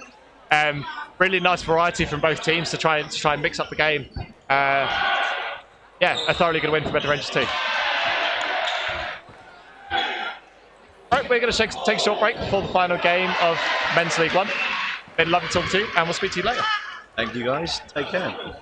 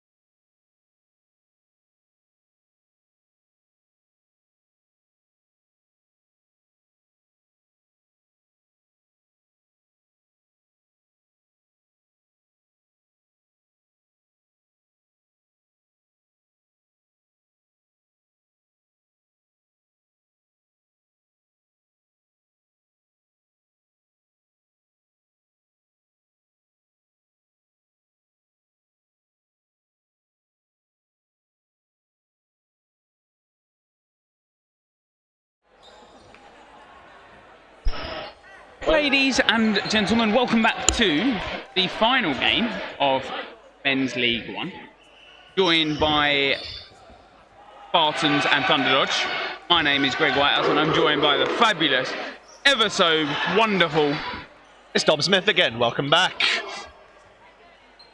I believe our entrances are going to get more and more extravagant as they go. We're going to get cheesier as the leagues progress, to be fair. We're quite tame right now, you and I, Greg. But usually we'll descend into some sort of puns. And we're off. Very new-look Spartans team compared to what we've previously seen. Yeah. David Paul rejoins the second team. Obviously, and a catch to start us off. Thunderdodge with that early, and a backcourt snipe. Not Jonathan Wilkie.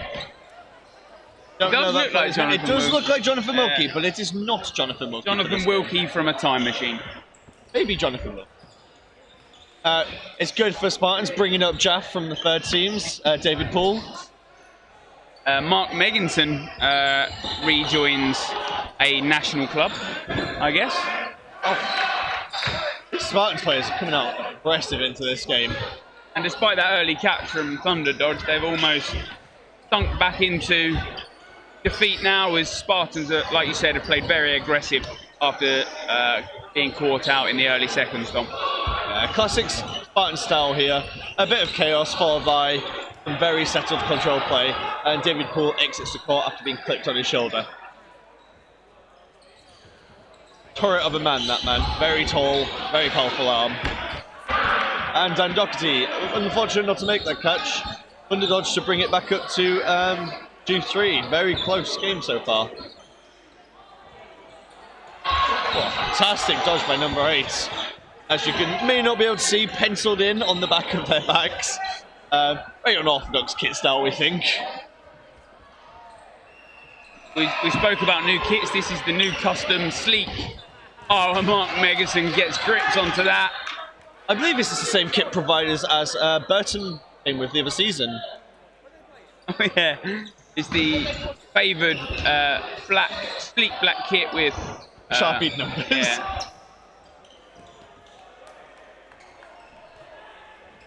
Fantastic dodge in there. You can't be looking away for too much longer, otherwise Rich Carr is going to hit you on that counter.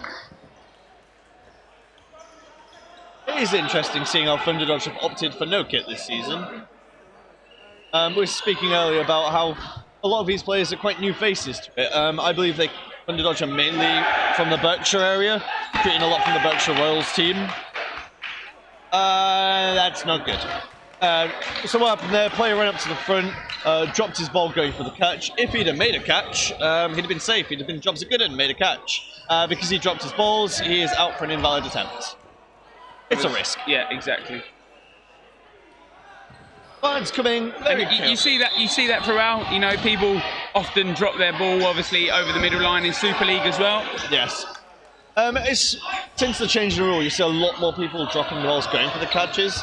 Catches is such a risky play, but you used to be punished for dropping the balls and letting it roll.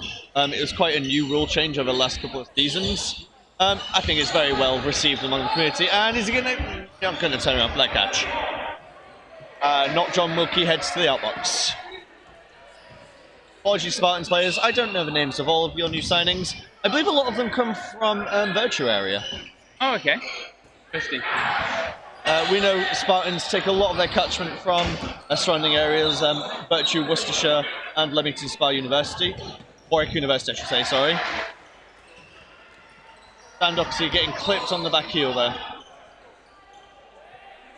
Thunderdodge, despite being 2 down, haven't played the worst dodgeball. He's, I'd say, holding their own and nearly a secure catch there, but gets hit by the second. An interesting game this, because you've got Spartans' very control play style. The Thunderdodge are going with quite a crazy, never a chick catch, quite a crazy uncontrolled style with some chaos involved.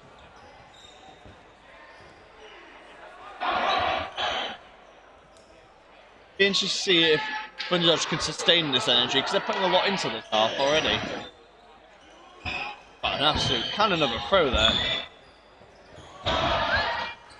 I think sometimes, you know, that it's there's so many things behind that power in the throw. Sometimes it's the longer arms that deliver that power. Sometimes it is just a special technique that player holds. A block in that one though. And Tom Ovenden taking that backtrack catch.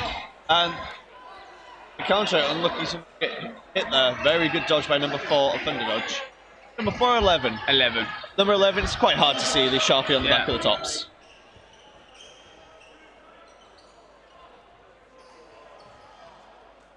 Spartans are a commanding lead in this game so far. 6-2 up, and he takes the car. David Poole. Fantastic catch there on David Poole. Yeah, really nice. He tracks that single ball. He probably knows that David Poole is going to throw that single ball first because he's so much further up court.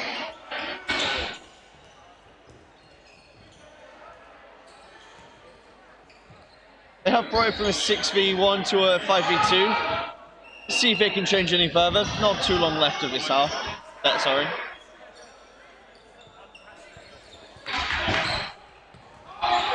Unconventional, I think, there. Going for a bit of a jump shot, very handball style. Yeah. Sometimes, normally you see it in the foam style dodgeball, that the jump, it's almost that you can get the whip in the air a lot easier. Then doesn't take the catch off Richard Carr. Nice throw, maybe a little too early, probably apologises to his team just for the timing of that, but yeah. I wouldn't say Thunderdodge are out of this by any means, though. No, absolutely not. And the each set has been pretty close. With exception maybe to the last one.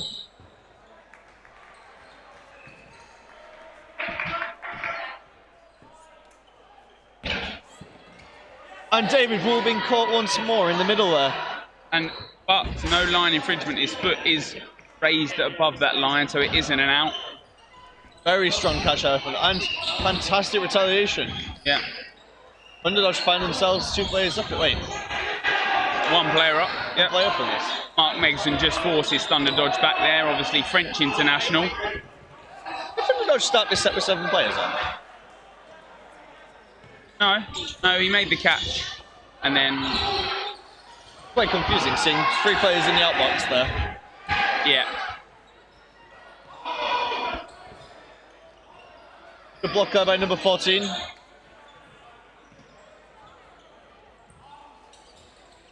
Spartans now with 3 balls. Equal in this set so far. Fantastic shot, number 14. Great retaliation there, taking out Rich Carr. Yeah, that number 8 there, he's like you said, he's got that unconventional sort of power throw. It almost is like a whip from up top. Yeah. It doesn't actually come across his body. As a fellow whip player, I love it.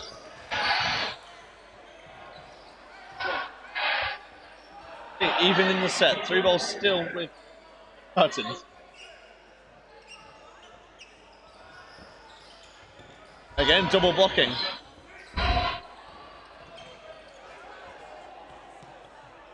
Thunderdodge still even in this. I think it's hard for Spartans, and I'll tell you the main reason why, because I don't think Thunderdodge are predictable as many teams are. Normally you know how a team is going to play in their play style, but Thunderdodge, very unconventional, throwing from different angles, different calls, maybe a different calling system that we're used to, sort of in a lot of the English leagues. Spartans, like you said before, very direct and very sort of regimented. Yes, I think Spartan style is regiment control. They know how most teams play, and they're very good at responding to that. The conventional style, taking 3 balls, attack, reset, Thunderdodge aren't full adherent to that. They're throwing occasional 4th balls, they're throwing wild ones. They're taking counters most teams wouldn't, and it's maybe disrupting them. However, Tom Ovenden taking that catch there off the Thunderdodge player. Maybe the tactic would be to go for the same person, maximise that hit. Tom Ovenden benefiting from that single throw there. Bringing back in David Poole.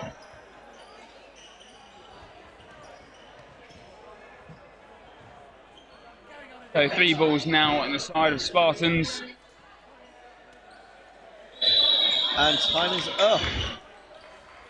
Spartans doing very well there to dictate the pace towards the end of that game.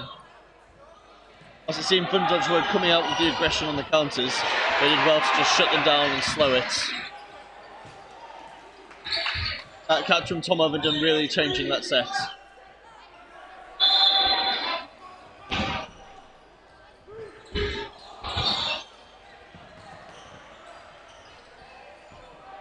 You know, like we were saying, the unconventional play style, it's come up, it's, you know, hesitate on the single ball, it's then they decide to throw it, ball pops up. Substitution has been made. Alex Such, our media manager, has come on. Richard Carr has headed out to the sub box. And straight away making an impact in the set. Alex Such taking that single ball hit.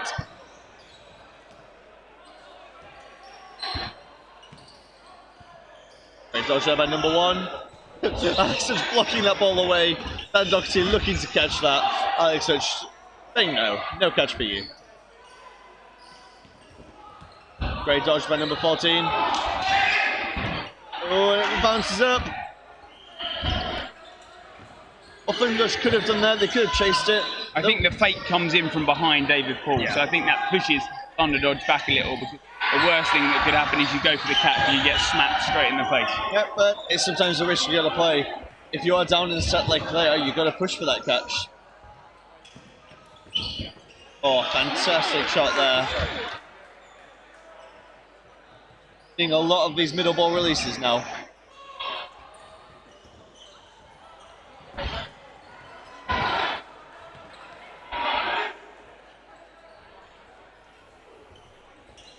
Spartans a team you'd look to see at the top half of this table, given the calibre of players they have. It's good to see them working so efficiently as a team, given how inconsistent their team has been for the last few meets. They've been chopping and changing. A very good dodge from number 9 there. They're chopping and changing the Spartans team. They've got so much depth to that team.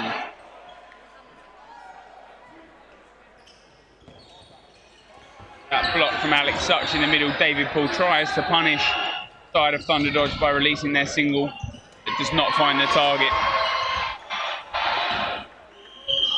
Still only 2 players down for Thunderdodge in this set. It's good control by Spartans, keeping the pace on their side. Not allowing Thunderdodge to get into this. Yeah, a nice, like you said, regimented throw from Spartans. One high, one low, that aces call that we see time and time again.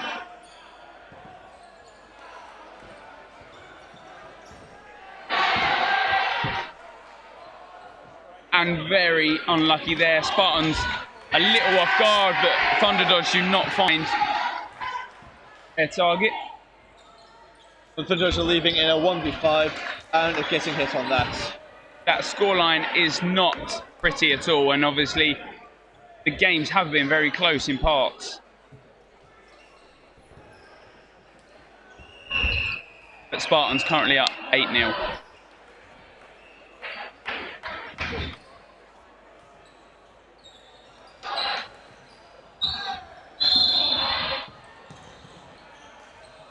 Middle ball back to Thunderdodge this time.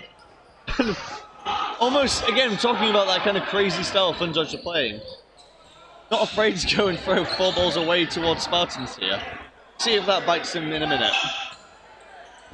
And Elliot Webb has now been subbed on. The mobile UV party. Transferred from MK Cyclones this season. Yeah. With his iconic, very light socks, very bright. Oh, great ricochet catch by Not John Wilkie. I was just about to make a reference to League of Legends and the skins, but people won't. Let's just get that. No. Yeah, no, I don't think that one's. I mean, the general audience might know it. I'll know it. Thunderdodge going back. David Poole, yeah, not lucky with that cross hit. Try not lean on you. Currently 5-3 up towards Spartans in this set. 5-2 up towards Spartans in this set. Yeah, that aces call coming in very clinical. Yeah, that one high ball is obviously pushing you down low, and with that low ball coming in at the same time, it's so hard to dodge in that sort of, unless you're dodging not 2D, I guess, in terms of your movement has to be so much more extravagant to dodge it. Again, that punishing on that low throw. Spartans really not allowing Thunderdodge to get any opening in this game. Yeah, they've got such depth in that team that they can bring people on, and it doesn't change how they play. Currently 10-0 up towards Spartans.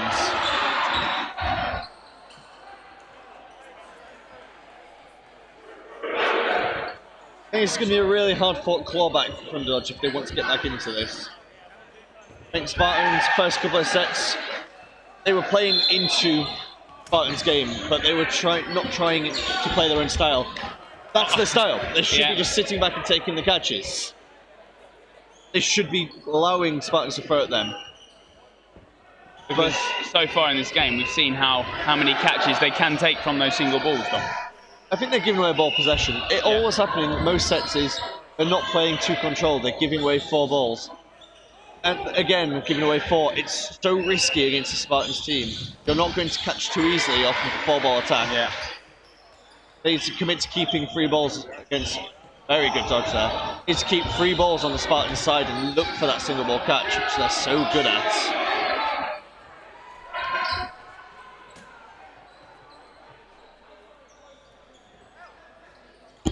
With not long left of the first half there. And as I was saying, there's another single ball catch on the Thunderdodge side. The first point is to Thunderdodge. And they get a set. All that elated faces on the Thunderdodge side.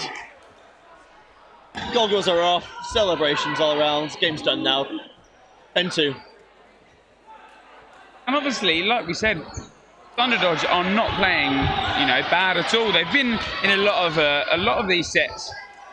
Obviously, that tactical sort of knowledge from Spartans is proving so clinical.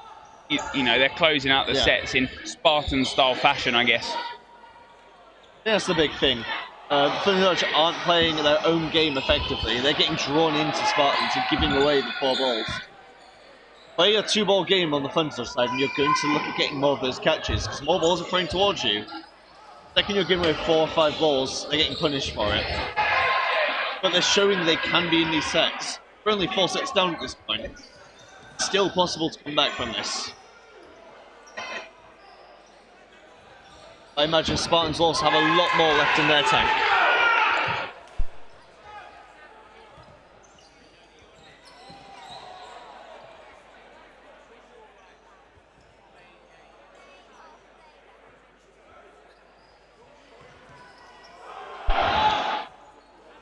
So with only 15 minutes left of this game and 15 minutes left of Men's League 1, then we'll be heading to Women's Super League.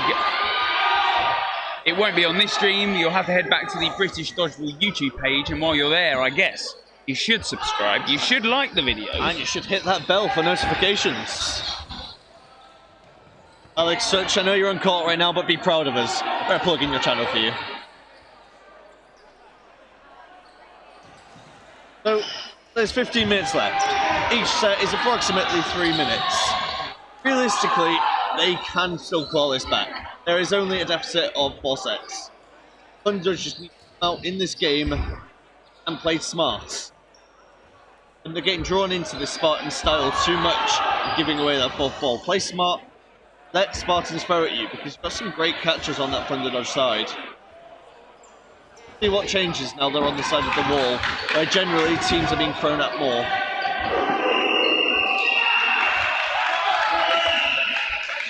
More updates on the court next to us. Currently looks like we have Bedford Eagles versus Nottingham Sheriffs 2s, where Bedford Eagles are leading 10-6. Been an interesting day in League 1. A lot of chaos going on in that league. Plenty of draws throughout. No one seems to have a complete pinch of the top spot, that's all it seems. The top 3 and the middle ground are all very, very contested still. We're dodging well over that ball. Make sure those fluorescent shoes don't end up on that line.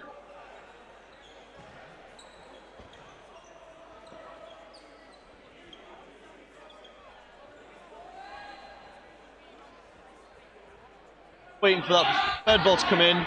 As it comes in onto the front side, Spartans are pushing aggressively, looking to put pressure on the calling side of Thunderdodge. Oh, no. Does he take that catch? He does. And there's another free throw catch. And Thunderdodge are now 3 players up in this set. I believe Operator Selby has just clipped that one, which you may be able to catch later on the British Dodgeball Instagram. But not the cleanest of dodges from the side of Thunderdodge. A slight move to the left. Unfortunately, Alex Such did claim that hit there, so nice single ball from him. Elliot Webb now heads back to the wing to place the call. Oh, and that's a fantastic shot there by Alex Such, clipping the backhand of the Thunderdodge player as he goes to dodge. Alex Such, you know, maybe not the greatest of dodge, does try to get out of the way, but I think just clips him on his way in. A nice honest player, Mark Megerson with a spin. Super spin throw. Across the body, whipping it round. So hard to catch that ball when it's travelling with so much spin. But then they punish him and Mark Megerson goes down. Ball pops. Oh, oh. And the ball is safe. He retrieves it just before it goes over that neutral zone, giving away the 5 balls in the process. Fantastic dodging by the Thunderdodge side. Like you said, really lucky from...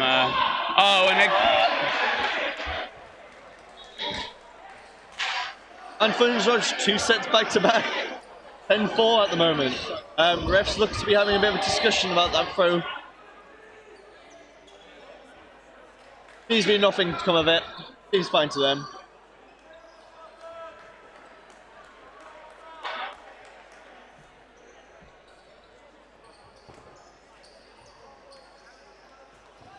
Spartans, although are, you know, being very regimented, maybe that might be their downfall in this, because obviously they're trying to play too much of a certain standard, and Thunderdodge, I think, are happy to take, you know, those single ball catches every day of the week. Yeah, and British Dodgeball word of the day is momentum, because there we go. That's going to be a new feature, I believe, Alex. Such right? Because what Thunderdodge have here, they've got such good momentum going into this. 2 sets on the trot, and they're starting to claw these sets back. Let's see if it does wrestle, and there's another catch on Thunderdodge side. Call me a coaching genius, but it's working. I think Spartans, although it might be a bit of a risk... Oh, fantastic shot there. Ooh, with a stylistic flicker. What might be a bit of a risk from Spartans is, you know, throwing 2 balls from that, just to give Thunderdodge that 4 balls. Giving Thunderdodge 4 balls is a risk. They are throwing quite erratically. You don't know where these are going, and they didn't know where it was going indeed. Straight into Dan Doherty's chest, unfortunately.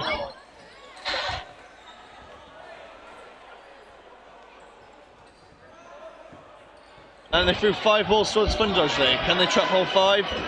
Oh, it looks like, is it going to roll? I'm looking at the ball on that left side, and Thunderdodge have 5 balls. 5 balls, 4 players, they can't throw all 5. Maybe they will. Who knows? Who knows? I want to see some more Norfolk's fantastic dodge there by Alex Such. Penguins under 3. Like a dolphin, slipping under those balls.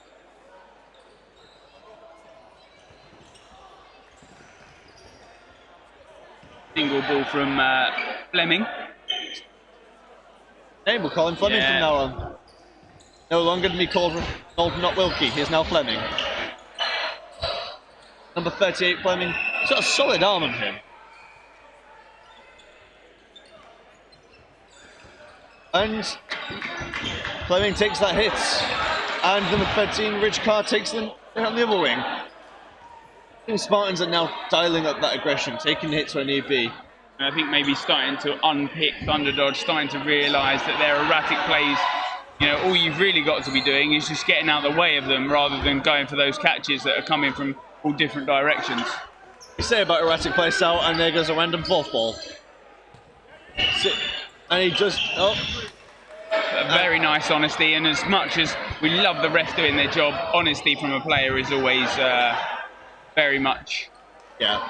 It's so hard as a referee to see every single thing going on court. The sport does require that innate honesty to allow it to run properly. So it's great seeing these dodgeballers follow that dodgeball code to make the game run more smoothly. And another single ball catch. I might have to pause time and just go tell Spartans to stop releasing that single ball into that guy in the middle. And another single ball catch. I might have to pause time to go tell Thunderdodge to stop releasing a single ball in the middle. And then... No, not this time around. Spartans regain their lead in this set, that one player up. Yeah, another single ball, but this time not caught. Still only one up Spartans at this point. I think it's a good showing by Thunderdodge so far. Spartans are a top level team, and the Thunderdodge to be pushing like this is so brilliant as the table currently stands.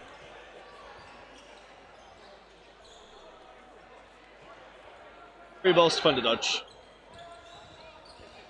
Opting for a safe single from the middle. Elliot Webb very aggressive, faking up court. Yeah. Fakes for out. It's just making for sure Thunderdodge aren't given a free throw. And Thunderdodge opting to reset there, taking 4 balls rather than take the aggressive counter. I said a bit of a miscommunication there on the Thunderdodge side. Elliot Webb runs up court, gets a hit. They should have pinned him. Take that hit on Elliot Webb and you bring the decimation down by 1, and another hit there. And another single ball catch there. I'm going to have to go tell Thunder. And this time, Spartan have finally found that momentum that they were after. It's just a whole word of a day. And a hit there. And Spartans take that set. Now up 14-4. I'm not sure there's enough time for this to be brought back, but anything can happen in this spot. 7 minutes 35 left on the clock. Enough time, realistically, from 3 sets. Could bring it closer. If they rush these sets, they could get closer to this. Some of them being brought back on.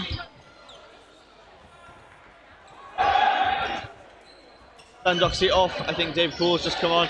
And a fantastic cross-court toe snipe there by Elliot Webb. Good play from Thunderdodge there, otherwise Alex Such does have a free throw. But he's forced back just by that aggressive sort of manoeuvre. Ball pops up. And a double catch and a hit. David Poole definitely secured that catch. Alex Such secured his. Seems there were 2 catches there and also brought back Alex Such. So I think what had happened was Alex Such catches first. The ball pops up obviously from the deflection. Alex Such is hit, then David Poole makes the catch. Yeah, I think that was what happened. Alex Such seems to be catching out for him, just behind David Poole, who then secured, who was behind him, who then secured that catch. Elliot Webb and David Poole very quick on that attack. And a catch there by Fleming. Yeah, the Spartans have started to regain their momentum this game. I think unpacking that Thunderdodge erratic style has worked for them. Maybe Thunderdodge starting to tire here now, not quite got the substitutions. I think one less substitute on the side of Thunderdodge rather than the Spartans, but Spartans, we know sort of what their first team can do in terms of physical fitness. And a lot of these players are pushing that first team spot in Spartans and have played for Spartans' first team. So the calibre of this team is huge. It is now quite hard for this Thunderdodge team to push them. 14-6, 16-4, sorry. It is quite hard to come back at this point and keep that mental points, but points matter in this game. Thunderdodge can take a few more points off of this match. It will then benefit them in the long run. Maybe avoiding relegation, maybe scoring extra points, and a great shot there on Fleming. And a good one for one trade. Very erratic there, rushing forwards to get that ball and throwing at the same time. Taking the trade with Ovenden. 3 different targets there. I've never seen that before. They do release all 4 at 3 different targets.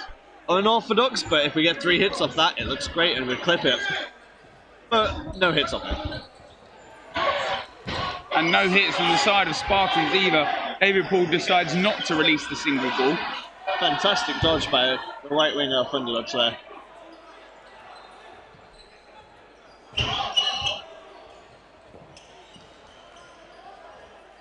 the score's not really showing how well Thunderdodge are actually playing in this game. When the table's released, it'll be hard for those who haven't seen the game to know Thunderdodge have been in for most of these sets, and they've gone down to a couple of players. That's the harshness of the sport, often that the score doesn't reflect how well the game has gone.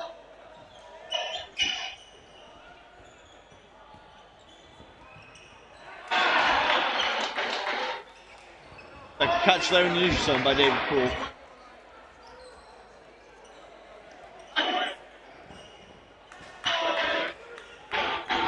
Rich Carr just pressing them back. David Poole going for a bit of a dive across court there. Extravagant dodge considering a ball wasn't thrown. Just in case the ball was thrown. Exactly. Preemptive yeah. dodging. Preemptive. Maybe seeing things where not up here. In your chat with Spartans, it does seem that they're not throwing single balls at the chest anymore.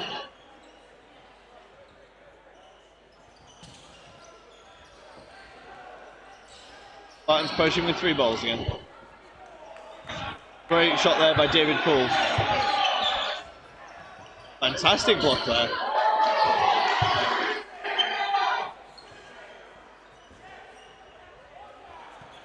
And again, this erratic style by Thunderdodge. Giving away 4 balls again.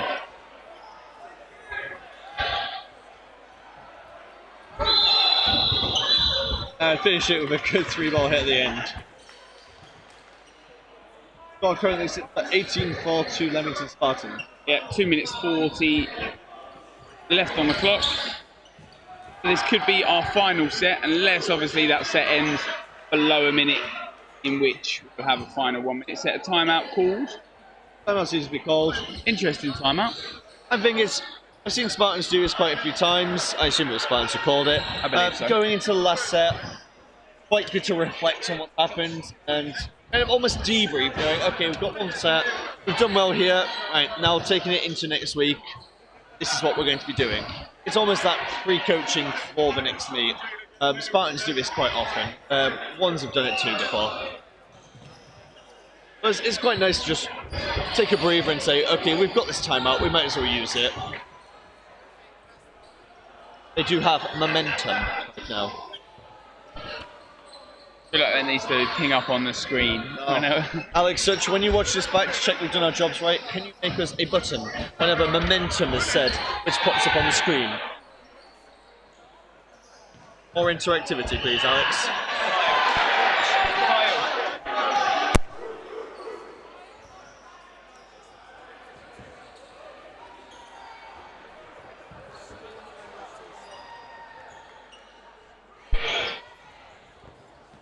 Going into this final set, just over 2 minutes left, 18-4 to Leamington Spartans.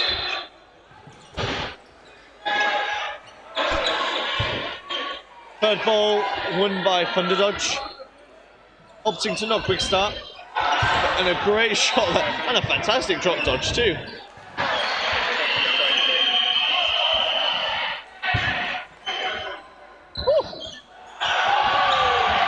And this is the Thunderdodge erraticness we saw for the first few sets. Erratic from the side of Spartans instead. Yeah, they seem to be drawn back into it. Oh, a potent throw there, forcing itself beneath the block.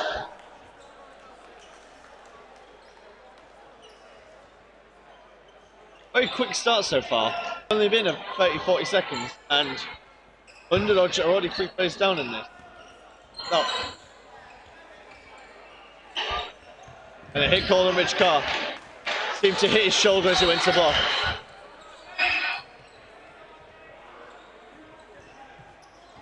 Looks to the commentary box to say what happened. Rich, you got hit on the shoulder, buddy. It's always hard to obviously judge that because you're not quite sure if the ball's then hit the ball that you have in your hand rather than... It's always a hard one, and like we were saying earlier, the spectator's always very quick to judge onto that. It's so easy to spectate and say, should have done this, should have done that. Backseat dodgeballing, so easy. But when you're on court, it's so in the moment, it's so hard to tell. Like often these obvious hits we see are not so obvious on court. Fantastic dodge shot by Fleming, and finishing off by Tom Ovenden.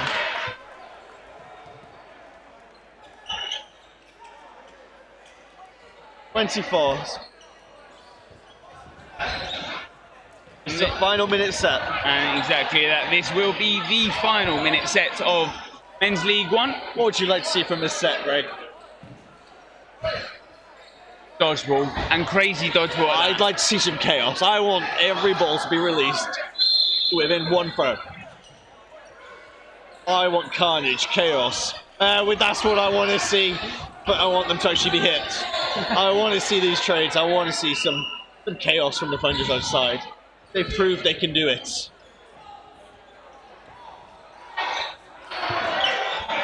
Some unorthodox control from the Thunderdodge side. They're setting to get 3 balls there. But throw 2 at completely different targets. Carnage, chaos. What we want to see. We don't want regimentation here.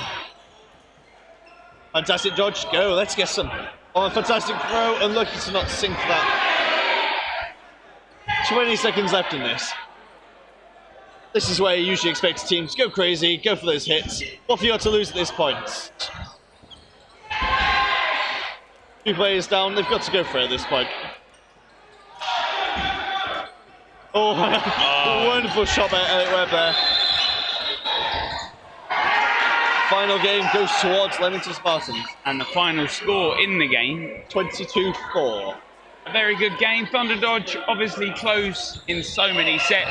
Scoreline does not favour how well they played against this Spartans 2 side, but in the end, the win is all they're after, and Spartans 2 do take that victory. It was a good game from the Thunderdodge side. I think maybe the inexperience of some of these players against such a regimented side could have cost them, but the score does not reflect. The Thunderdodge side made some incredible single ball catches across the board and some fantastic hits, and at the end of the day, Spartans were just more drilled, and that went in their favour. And Sam Mason is rolling on the floor. Yeah, he got nutmegged. Right, Shot of gin. That's not normally is that a Bedford Rangers thing? I think that's just. It's just my life. Just you. Never get nutmeg. All right, it's been fantastic having you all here today. Yeah. Please stick around for the Women's Super League games. Make sure to click onto the new link for those games because it's not on the same stream. Also, like, comment, subscribe, hit the bell. And bye for now. And goodbye for now.